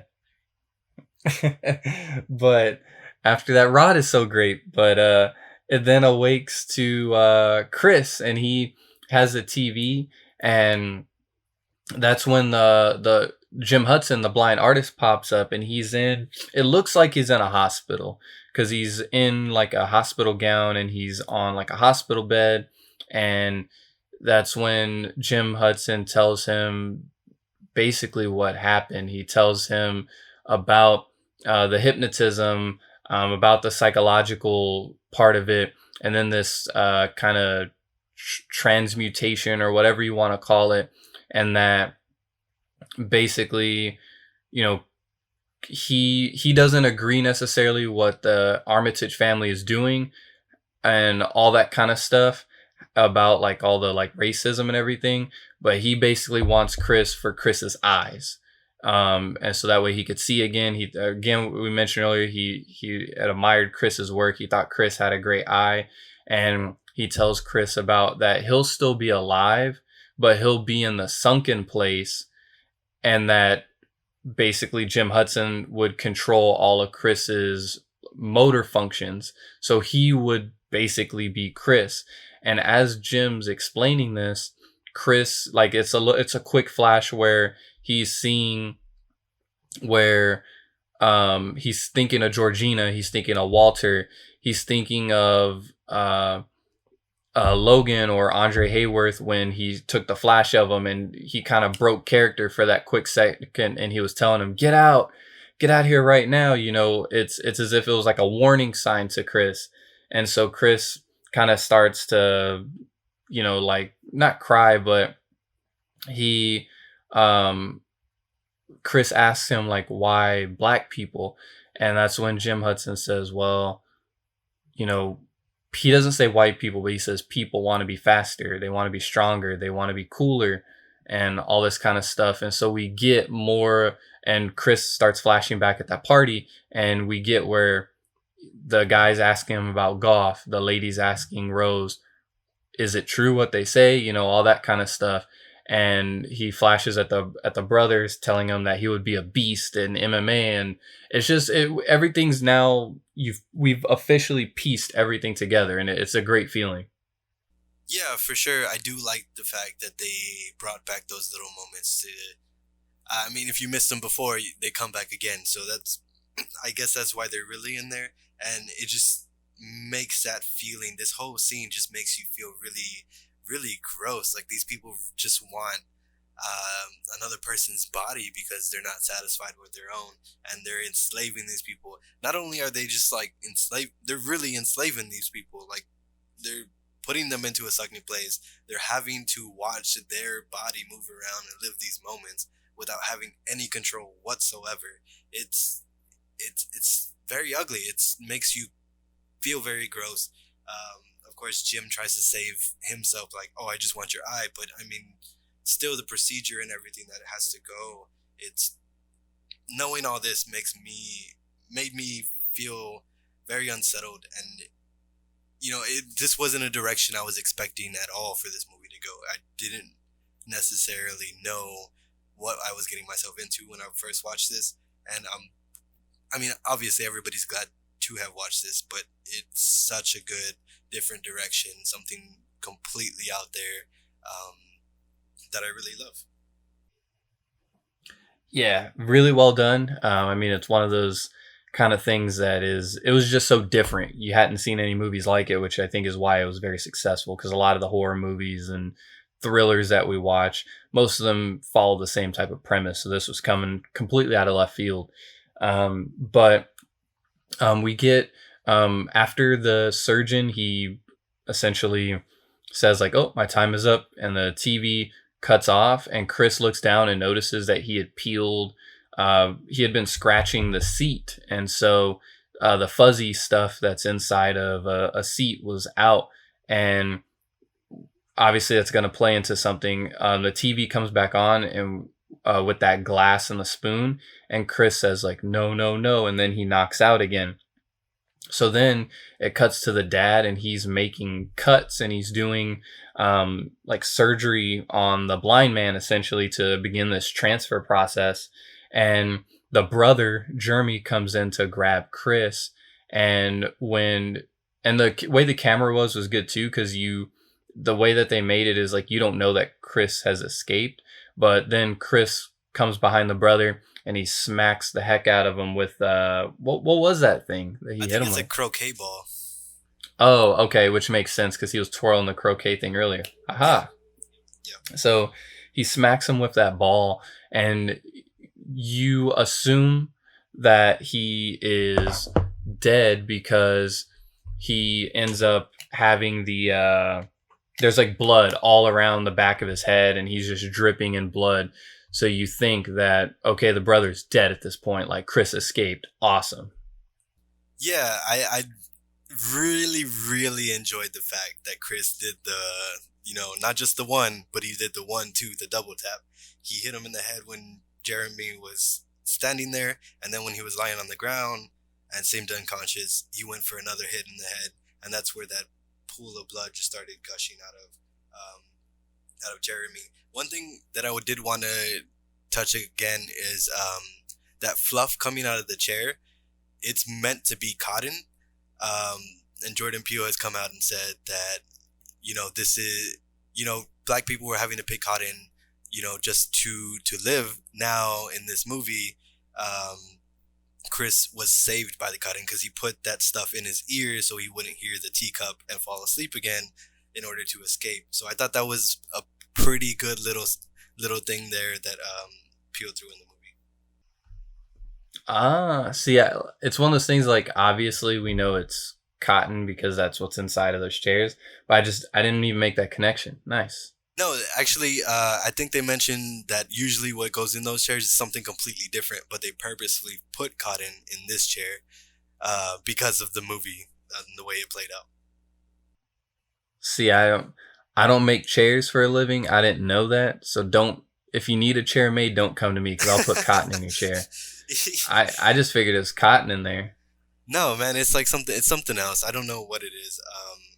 But anyways, Chris he attacks the brother. He starts walking out, very cautious, and it cuts over to the dad, who is still working on Jim Hudson over there, peeling his head open. And I do like those shots as well. That little scene. I know we skipped over it very, very briefly here, but it's very gory. Like, you really see him cut open this man's head and take the top off, and you see the brain and everything. Very good scene. But anyways, the dad notices that Jeremy has been gone for a while, so he goes to the hallway and kind of looks back and forth. And once he does that, he turns again, and there's Chris waiting for him. He has this deer head that was actually above the TV where he was sitting, and that actually comes kind of full circle again. The deer, him hitting the deer earlier at the beginning of the movie. Now he's using this as a weapon to kill the dad. He ends up using the antlers to slice the dad's throat. Actually, puncture just completely put that thing through his throat. And the dad goes off back into the lab. He ends up knocking down a candle, and things just start lighting on fire. Chris goes upstairs, and he's looking around. He goes to the kitchen, sees Georgina just standing there. Georgina runs off. Chris goes immediately, sees his phone on the table, grabs that. But right there is the mom's office, and their mom is standing right there. And they're just standing looking at each other. They both look down. The teacup is in the middle of them. They both run at it. Chris just kind of punches it, breaks it, and shatters all over the floor. And he ends up attacking the mom. Yeah, he goes to attack the mom, and the mom grabs this knife that's there, and she just stabs it right through Chris's hand, which I thought that was like pretty, I guess, like gruesome, if you will. And they then struggle, and he kind of pulls it out, and then it's a struggle, but it makes sense because obviously in this movie they talk about that, black people they're bigger, they're stronger, they're faster. He easily overpowers the mom and is able to turn that knife on her and just cut her, basically slit her throat, I'm guessing, because her death is like off camera. You don't see it. So I'm guessing he slit her throat, and that's what killed her. Yeah, it's really left open for your interpretation. What I kind of saw is that the hand was close to her eye. So maybe he just like pushed that knife or whatever she used through his hand, like through her eye, and then got it out that way. I mean, it's off camera, so it's really just up to you. But yeah, it sounded pretty brutal. He just walks off, and then he goes to the front door, but the brother comes back and he puts Chris in this headlock, how he tried to do earlier, that had been mentioned so much throughout this movie. And he's struggling with the brother. He's trying to get him off. He's reaching for the door. What I don't get here is why Chris keeps going for the door. I know at the end he comes up with a plan to stab him when the brother kicks the door, and he uses the knife to stab him in the leg. But before that, he just kept reaching for the door like it was going to do something. See, I think that was his.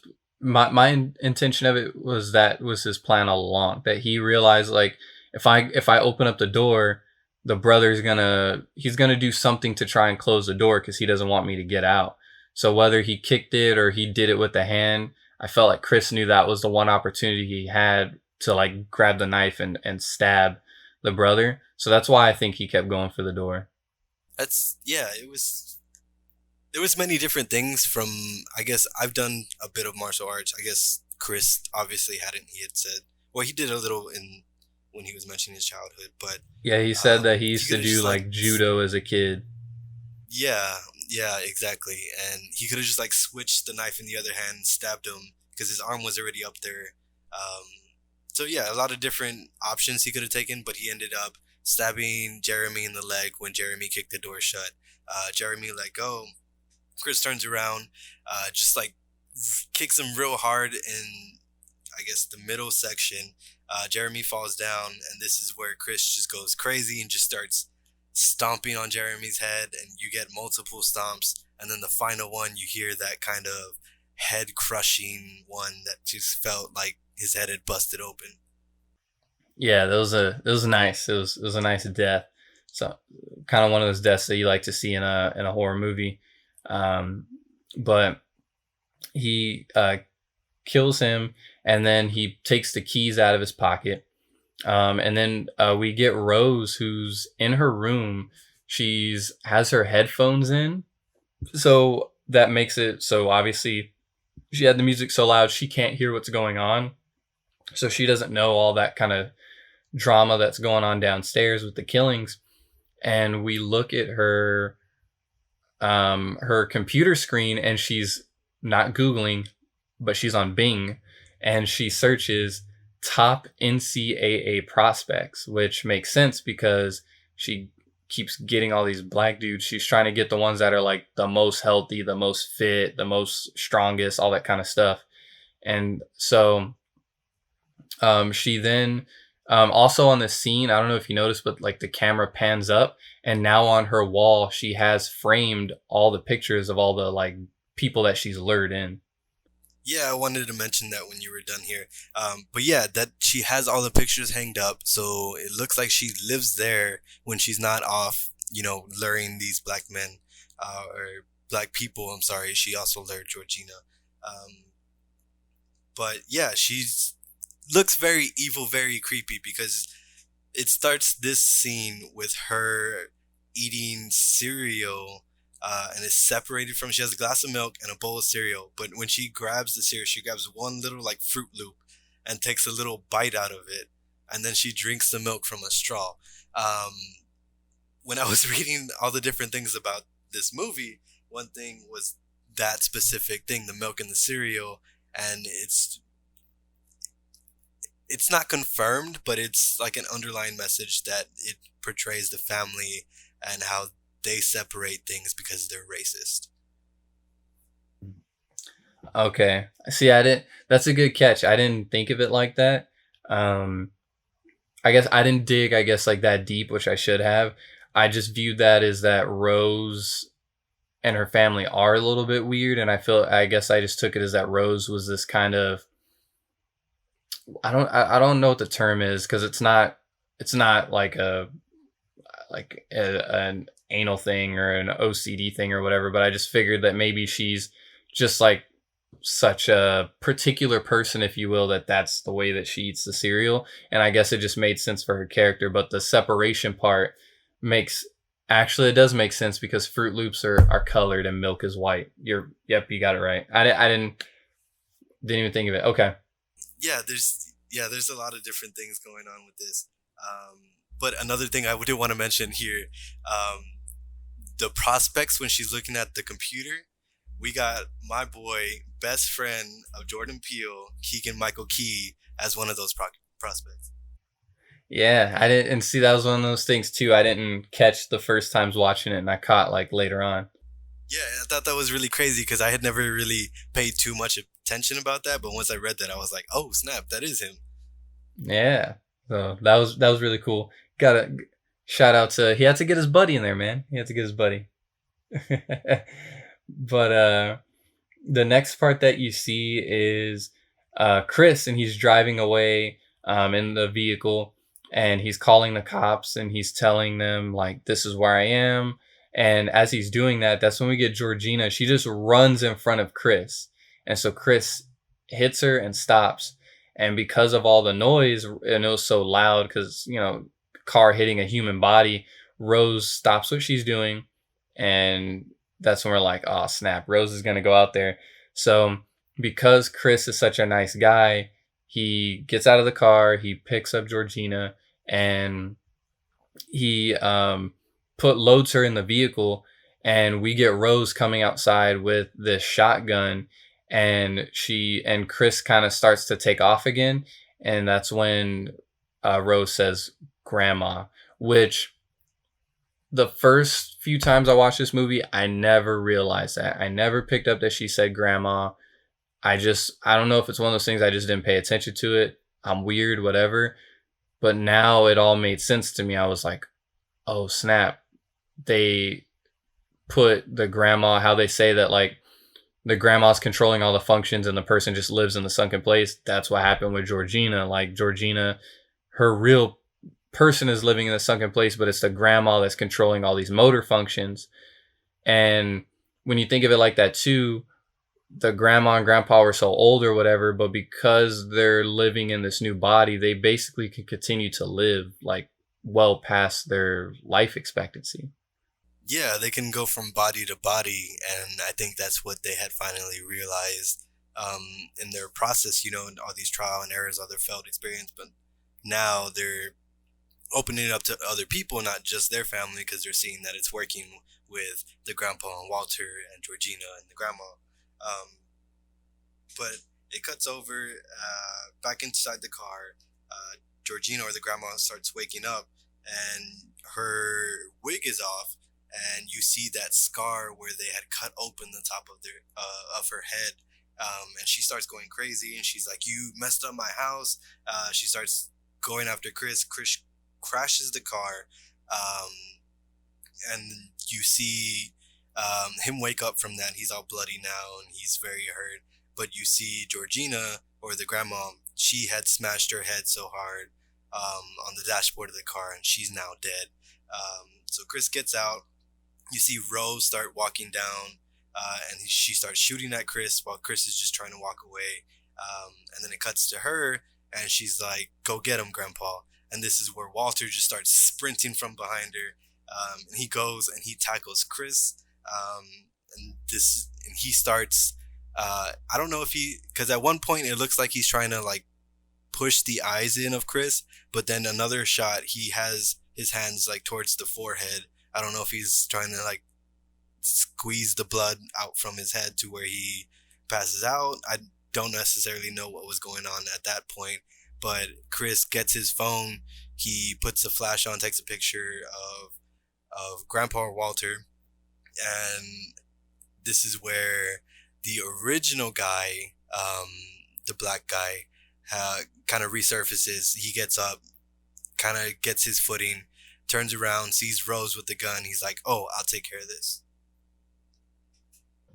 Yeah, he says, "I'll take care of this," and he grabs the gun, and you think that he's going to shoot Chris, but he turns around and shoots Rose in the stomach, and can't believe it.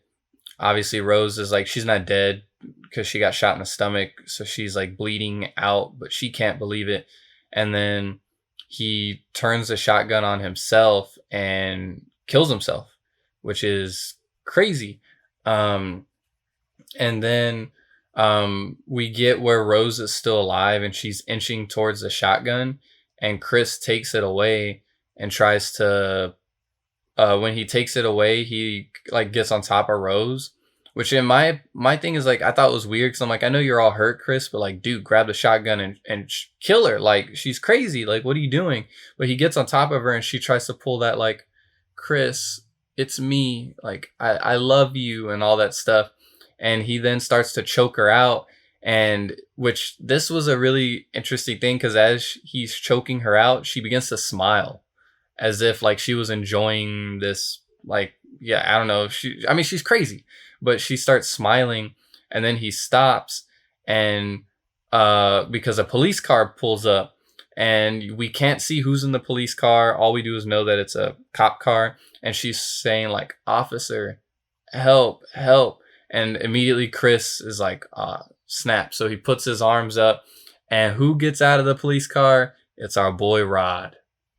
Yeah, Rod comes out of the car, and kind of Chris gets that sigh of relief. Rose realizes that she's done for.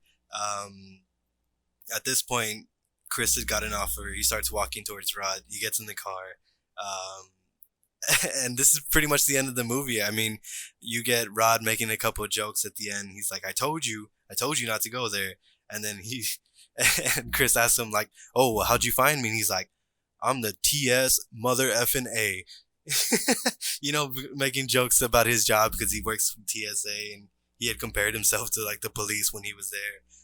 It was just a very lighthearted ending, in my opinion. That's where it ends. After he makes that joke, it cuts, the credits roll. That's the end of the movie. Yeah, and then it was funny. He was like, when he says like, we're TS mother FNA, he's like, and what do? We handle stuff. Consider this situation handled. And the last like scene before it cuts to the credits is we get Rose, and it cuts to her, and she has that like last bit of life, and then she dies on the road. But you know what was weird? What was weird is, for some reason, the first probably 1 or 2 times I watched this movie, trust me, I don't know why. Maybe for some reason I just didn't pay attention to that last scene. I used to think that Rose lived. Yeah, I mean, it kind of gives it away, especially at the last. You kind of get the feeling that she's giving her last breath, but it also kind of leaves it open, like maybe this isn't her last breath, because you know how people, like, it'll show in other horror movies, it'll show them die, but they're not really. Especially like with Jeremy earlier, like we thought he was dead. There was a pool of blood coming out of his head, but he comes back. Like, there's kind of left it open for something else. I doubt Jordan Peele is going to make a Get Out 2, because that would just not make any sense. But yeah, I hope she's dead. I'm glad she's dead. The end of the movie for sure. But there is an alternate ending. Did you want to get into that?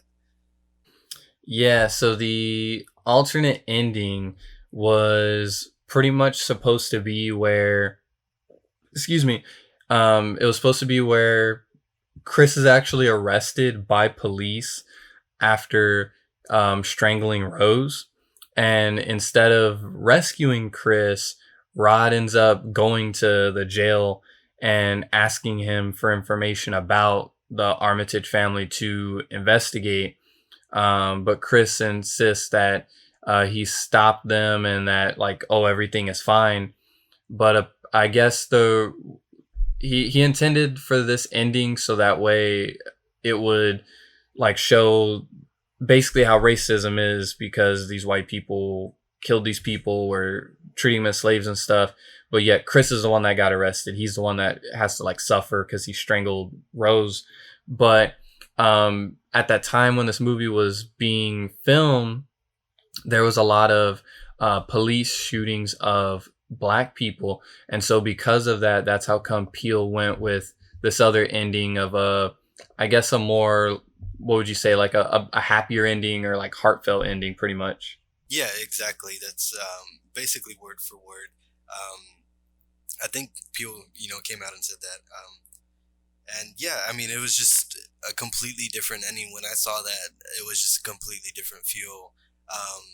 You saw your main person that you had rooted for so long, end up being put in prison because it was just bad timing. And then the cops, of course, weren't going to believe him. Still got the Rose alive, barely, of course. I'm sure she went to the hospital and so forth. But I think Peele, if I read that correctly, he didn't want to,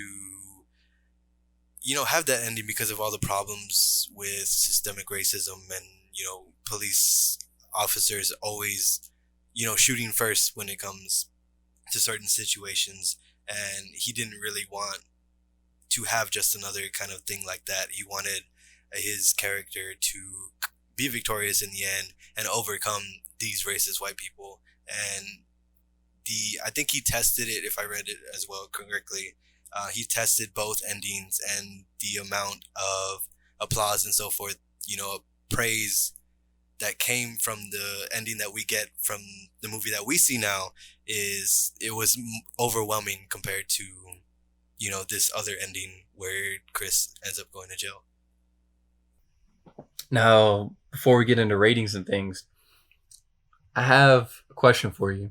Would you have liked, because based off of this other alternate ending, or what was the original ending, in all honesty, would you have wanted to Get Out 2 if, based off this ending, Chris gets arrested, the Rose, like you said, goes to the hospital, let's say if she lives or whatever the case is, and Rod goes and says like, hey, I want to investigate, and Chris is like, oh no, I took care of him, and then the movie ends with Rod being like, no, Chris, you didn't, Rose lived, and then it's Chris like in the hospital bed, or not hospital bed, but in the jail cell, like looking up like, what? And then it just cuts the credits. So then Get Out 2 is essentially Rose, I just speculating, maybe it's Rose, she's the only one alive with the family, so but of course all those other crazy white people are still there that were buying the people and stuff.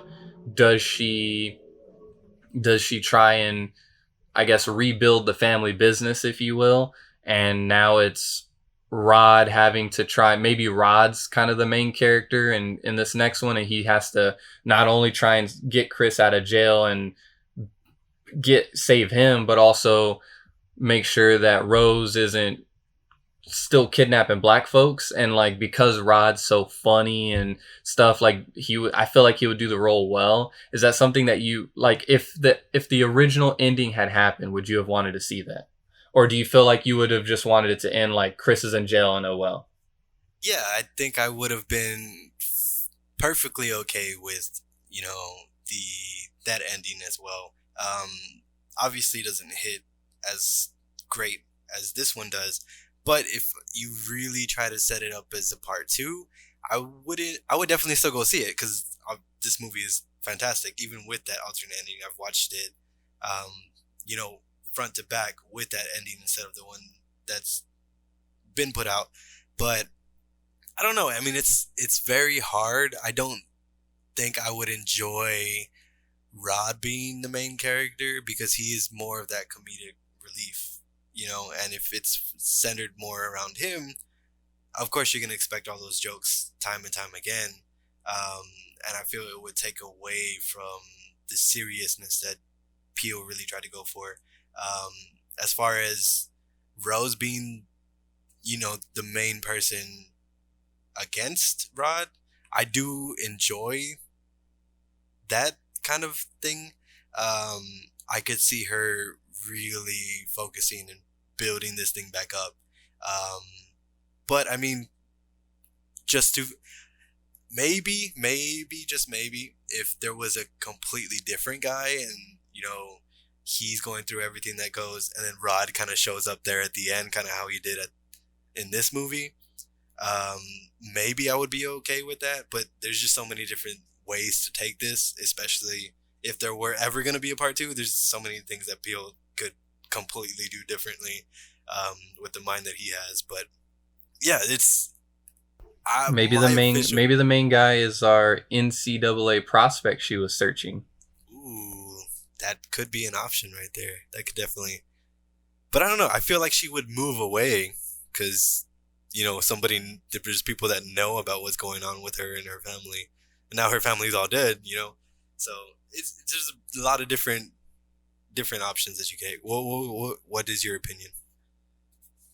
So people don't agree with me with this, but I have this, whether I'm watching a movie or a TV show, because I've really care about and fall for these characters and want to see what happens in their lives going forward, I generally am the person that I just want to continue to see more story with them. Like, as an example, people think that The Simpsons should have stopped like 15 years ago. In my opinion, I'm like, no, I want The Simpsons to continue until like I'm dead. Like, give me 120 seasons of The Simpsons, just because I consistently want to know, like, what's Bart doing? What's Homer doing? Like, I'm like that. How I Met Your Mother ended, the story was told. Well, technically it didn't end because now Robin and Ted are together, so I need to see what happens with them. So give me 5 more seasons. Like, I'm like that. So when it comes to Get Out 2, if they did have that other ending, because they can't do a part 2 with the ending they did. It's the story's done. But if they did the other ending, oh, for sure. If it ended that way and they teased a part 2 that Rose is still alive, oh, I would be hyped as heck. Yeah, I do appreciate that there are people like you, because you're the people that bring us the sequels, because that overwhelming support and so forth. But I'm very hesitant on sequels and TV shows going on longer than they need to. Like I know you brought up How I Met Your Mother. I mean, if the way that it ended, nobody likes that ending. Nobody likes it. I see. I like the ending. I didn't. Yeah, there's a lot. We're not gonna get into that because that's like another 2-hour conversation right there. But yeah, I don't get it sometimes. Like, I don't understand the reason for the sequel. I get that you made a lot of money, but give me new ideas. Give me something different. Don't just try to capitalize on something that you've already smashed by ruining it with something that you don't or didn't have an idea for to begin with. And I see that for a lot of things. I think a lot of it just comes down to who's handling it. So I guess I feel like I have the confidence in Jordan Peele that because of how well he did with this and with Us, and I know he is working on that Candyman remake or the reboot or whatever.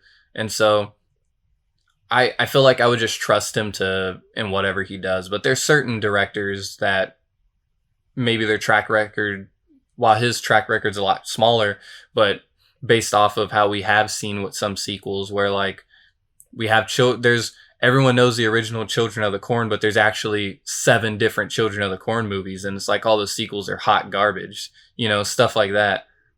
Exactly. Like, there's a bajillion Halloween movies, Friday the 13th, Nightmare on Elm Street. All these great horror movies have been capitalized on so many times, over and over and over again. So it's refreshing knowing that a horror movie is done. That's it. And it was great. It's going to be on the top 10 for so many years to come. It has opened the gateway to not only a new type of horror, but just black and horror in general. Like, it's paved so many different things. Like, I wanted to touch, there was this like trailer on Netflix for like the Babysitters horror movie that just came out this past week. And one of the black guys in that film, he mentions like, oh, I don't die first. Jordan Peele brought us past that, like, that type of thing. It's being referenced in these comedic horror films, and it's so great to hear. Like, Jordan Peele is a household name everywhere. That it's amazing. So with all that being said, how many pints of blood are you giving Get Out? I'm going to give this a 9.5 out of 10. I mean, I don't really have to say my reasons. I've been saying them since the beginning of this cast. The acting is absolutely phenomenal. Yeah, I mean, the story just flows so consistently, and I know there's not necessarily a lot of kills, and there's not a lot of that going on. And according to my last few episodes, that's really what I try to focus on, is all that. But this really scared me. I know there was one episode where Deonte brought up like the realistic horror part of it, and that's what scared him. Well, this for sure is realistic horror. Like, this can happen, not necessarily the transfer of somebody's conscience into somebody else's body, but racism is out there, and this is what it really focused on. And yeah, it just scared the heck out of me. I mean, not only the first time, but rewatching it over and over and over, seeing how afraid this black man was and how uncomfortable he was in a white home surrounded by all these white people. It happens, and you feel bad because they shouldn't be feeling like that. But I mean, just the actual family themselves, they played their roles so great. Jeremy scared the living hell out of me. I mean, he was just violent. He was very aggressive. He's great. And of course, Rose, I mean, she, for most of the movie, you believe she's on, not Daniel's, Chris's side. And then at the end, it just completely flips. And now she's playing a completely different person. And it's so, I have no words. I mean, honestly, this movie is great. As far as what could have made it a 10, that's hard for me to figure out, but I know it's not there yet. I know there's a little more tweaking, a little more that could have been done. I just don't necessarily know what that is. What about you, sir? Honestly, man, we have no more room for blood because I'm giving this. It filled my entire cup, man. This is 10 out of 10. 10 out of 10. Our first 10 out of 10 this season. And the reason it gets a 10 out of 10, and I've mentioned in the past, is that, in my opinion, a 10 out of 10 does not mean that it's a perfect movie, but it means that it has set the standard for other movies to follow. And I feel like Get Out has set the standard going forward for this type of horror film. It created, while maybe there have been horror films similar in the past, I feel like it's kind of a changing of the guard where it's weird, it's horror, but it's not horror, right? There's not a supernatural thing that's killing people or that's the villain. There's not necessarily one serial killer that's going around. It's not a slasher film. It doesn't involve zombies. It doesn't involve ghosts. The horror in this is it takes real life issues and takes those up, turns the freaking knob all the way to 10, 11, 12, and created a horror family where you have a family that comes from a lifetime of racism that started with a grandfather that had this, because he lost to Jesse Owens in a race, had this idea of, while white people were better than black people, we need their qualities because they're faster than us, because they're stronger, they're smarter, whatever it is. So while we still want to be who we are and be white, we just want their qualities. And that's so, it's weird because it's scary to think about, not in the way of like I'm scared, but just scary in general. All the subtle things were perfect in this movie. I mean, I maybe was thinking about a 9.5, but when you brought up the thing with the cereal and the separating of the Fruit Loops and the milk, that may have pushed it to 10 for me, because that's something so small that, while I'm no writer and I'm no like film director or anything, just that piece of it right there makes me think like Jordan Peele knows what the hell he's doing. Like this, I have to give it a 10 out of 10. It set the standard. It changed the way that modern horror can be now. It doesn't just have to be your Conjuring, your Annabelle, your Halloween, there's a new Chucky movie. It doesn't have to just be that now. It can be something like this. Yeah, I definitely agree with that. And I don't know, maybe you're convincing me to bump it up a little bit here. I'm thinking about it more and more, and I can't find anything wrong with this movie. And you're right. I mean, it completely paved the changed horror for our modern day, especially.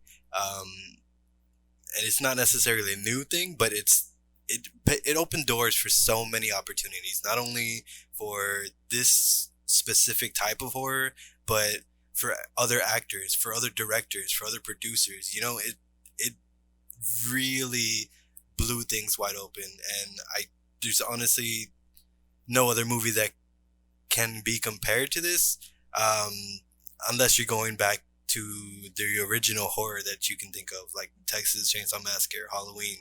I believe it's on that level, and because of that, I'm gonna bump it up to a 10. I really do agree with you in every single way. I can't find a flaw with this film. Yeah, 10 out of 10 for sure. For sure. I can't even describe it anymore. It's hey man, it's I know you've watched the movie more than me. This was my fourth time watching it. Is that I had watched it three times prior, and this was the first one really kind of digging down, trying to review it really, and it made me appreciate it a whole lot more. All those things that I caught on to that I didn't catch on at first, it's fantastic.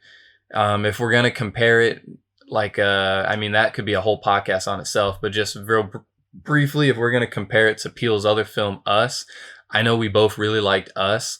However, I think Get Out is the superior film to Us.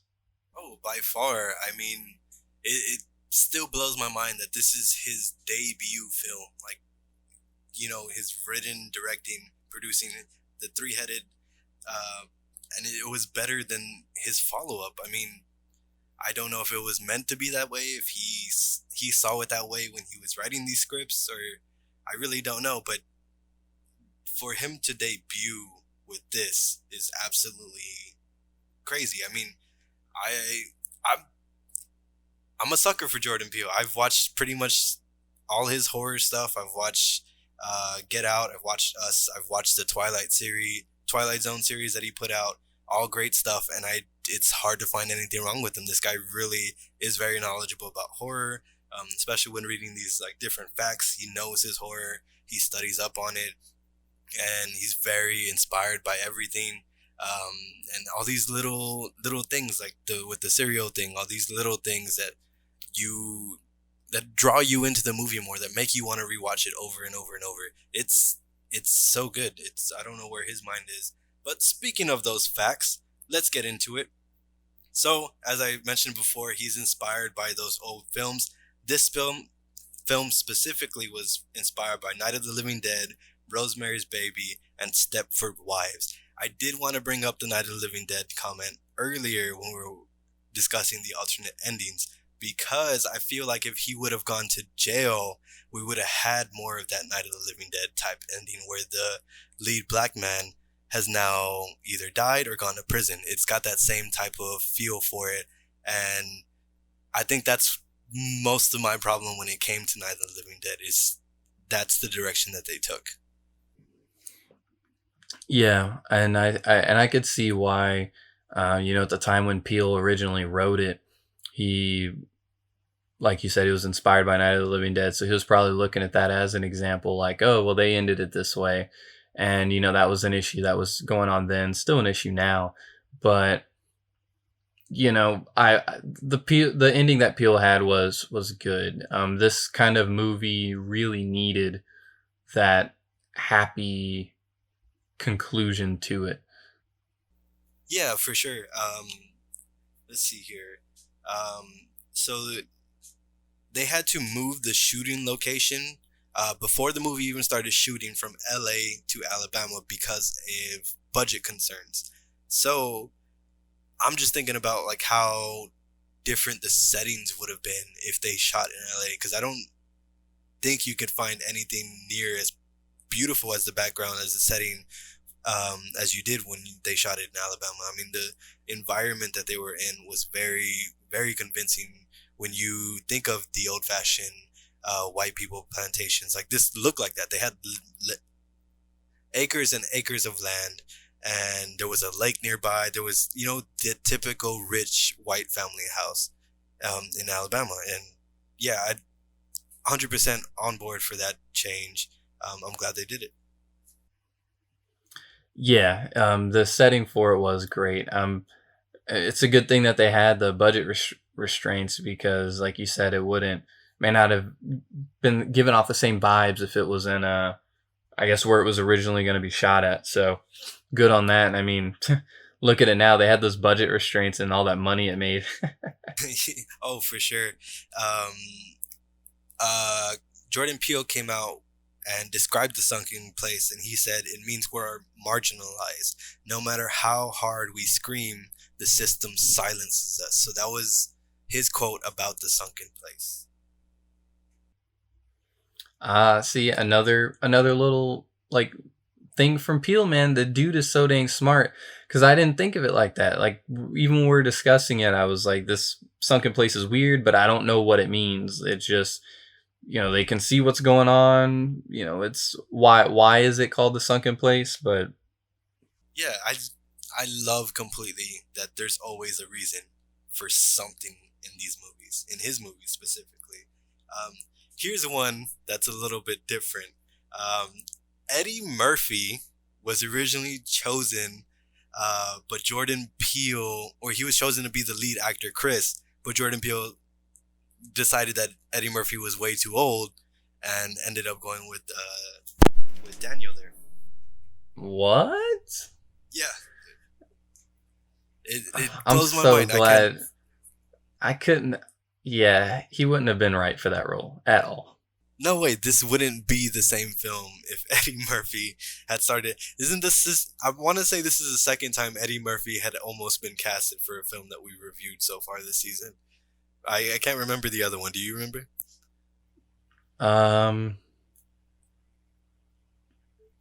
Wasn't it like No, it wasn't. Candyman? That's what I was thinking. I feel like it may have been Candyman just because that was around that time that, Eddie Murphy had just done like Beverly Hills Cop and all that stuff. So I feel because Candyman was like 92, Beverly Hills Cop was like late 80s. So I feel like it had to have been that, right? Yeah, I have to look back, but yeah, I mean that's so crazy that he's being buzzed around in so many horror films, but you hardly ever see him in any. Um, Anyways, so Peele is actually the first African American writer, producer, and director to earn more than $100 million in his debut film with this one, which is amazing. $100 million off your first movie. And I'm glad, not just because we liked it, so we wanted it to succeed, but it's great that he did earn this money because this movie was so successful, that's going to give him opportunities for the rest of his career to be able to like flourish, be able to branch out his ideas because he'll be probably given more of a budget to be able to do what he wants to do. People are, even if he comes out with a crazy script, people are going to be more willing to do it because of how successful Get Out is. And I mean, Us was very successful as well. So I think that's awesome because I feel like a lot of times you probably have, these writers that come up with the script, but maybe because their track record isn't the best or something like that, if the script is a little out there, the company doing the film or that's backing it's going to be like, oh no, like that's a little too weird. We're not going to give you all the budget to do that. And so we don't get to see these ideas come to life. So I think that's awesome. Yeah, for sure. I definitely agree there. It really did open up. As far as Us, I know when we reviewed that, I had mentioned one of the facts, like his budget was extremely, it was much more than the budget for this film. I don't remember exactly what that was, but yeah, it was much more. So the opening of this movie where we get, I guess is Andre at the beginning where he's walking, that's actually inspired by the movie Halloween. Jordan Peele said it was a subversion of the perfect white neighborhood. Which, yeah, when I look back at that after reading this, it gives me Halloween vibes like crazy. Like you get the big, I guess shrub like walls between the houses and so forth, like Halloween. Yeah, I didn't even think of that either, but that does make sense. And then I guess it makes sense too because like Andre, his character was very uncomfortable walking in that neighborhood. Like he and it just didn't seem right. And then when the car pulls up, he says to himself like, not today, not gonna be me. Like he understands that he's in an environment that he's not used to. So Yeah, I do like that as well, how they the black people in this movie were very smart. They were very cautious. They knew but I mean that also goes into the real world. I mean that's something black people have to live with every single day. Being scared like that. I wanted to mention this when we were reviewing it, but when Chris gets into the car after he escapes, he notices a knight's helmet in the passenger seat of Jeremy's car. This is actually a reference to the White Knights of the Ku Klux Klan, which was the most violent chapter of the Klan. See, and I wondered that when he gets in that car, I was like, why is this here? I have no idea. Yeah, and I think I have to go back and watch this movie. I mean, just watching it over and over, I still miss a lot of things. I believe if I read at the beginning of the film, it's Jeremy dressed up as a knight, like when he's kidnapping Andre, but you can hardly like see it. Oh, interesting. Oh, and I didn't notice that either. The car from the beginning is the car he leaves in, Jeremy's car. That never even clicked with me. But yeah, that's all I have as far as fun facts. I absolutely love this. I love learning more about the movie and reading up about all these things that I missed and having to go back and rewatch this movie. I mean, 10 out of 10. Would rewatch it every other day, honestly. Oh yeah, fantastic. Glad we got to review it. It's a perfect season finale for the Gruesome Task. Getting into it, we have a lot of exciting news coming up. I don't know if you want to go ahead and hint at what we may be dropping over the next couple days. Yeah, of course. So next week is be on the lookout. We might be dropping some merch. We might be dropping a little Halloween movie list we're putting together. And lastly, we are going to drop some news about what we're going to be doing in between our podcast season. So as you know, our season 1 has just ended. We are going to go ahead and take a break. And we can announce that we are going to return with season 2 on Halloween of this year. And it is going to be fantastic. I can't wait to do that. Yep, season 2 should hopefully have some exciting changes while we take the next pretty much 6 weeks to figure out some ways to improve the podcast. We have a lot of ideas. I mean, pretty much almost every other day we're shooting ideas off each other. A lot of exciting stuff coming for those t-shirts. Be on the lookout for those. Hopefully we can get those up early next week. Our plan is, and of course if things change, be on the lookout for our socials, but we're wanting to have essentially kind of an open pre-order up for about 2 to maybe 3 weeks, I would say. You think that would work good? Yeah, I think that's a pretty good thing. For sure. Okay, so that gives everyone a chance to snag a shirt if you want. You get a pay period in between if you don't have money as soon as they drop.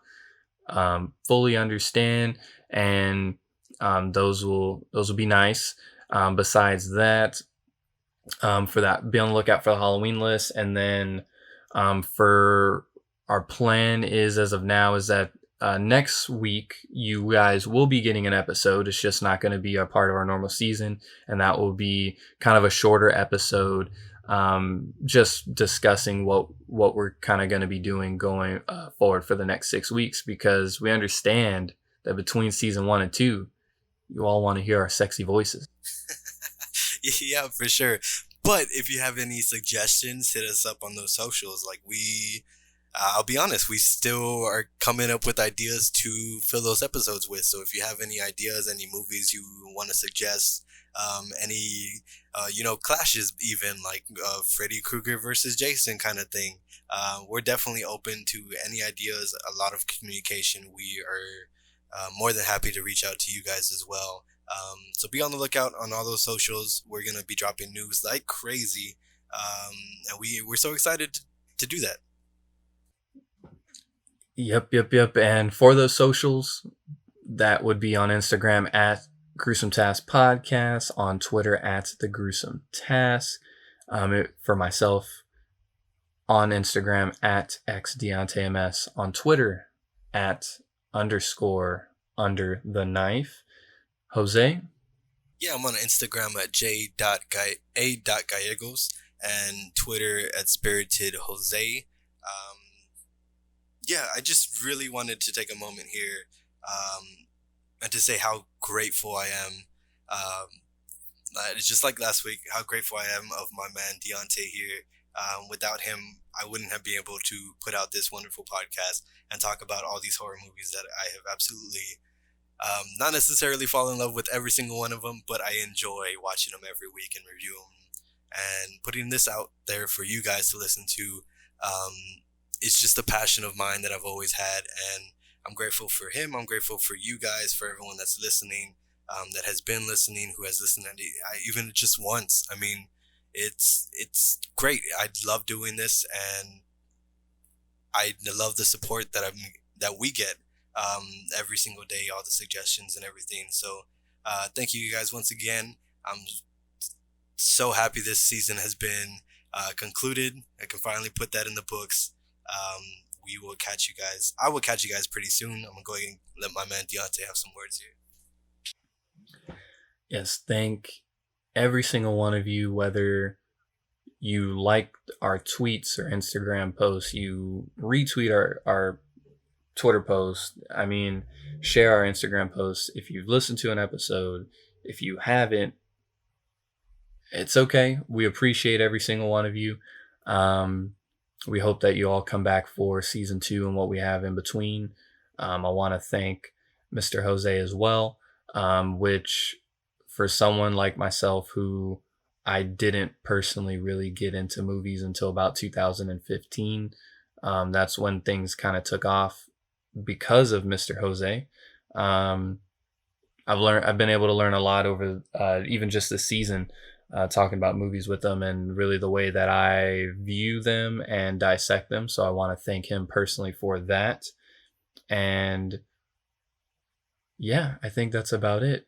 As always, affiliates, Alamo Drafthouse, Mondo, FYE, check the links. Horror Pack, code ITFOLLOWS, save yourself $3. And I think that's it. Any final things you got? I do not have any. I am just grateful. I'm very excited about the upcoming news. I'm just full of joy. All right, then with that, again, thank you, everyone. How many pints of blood are you drinking? Life sucks, and then you die.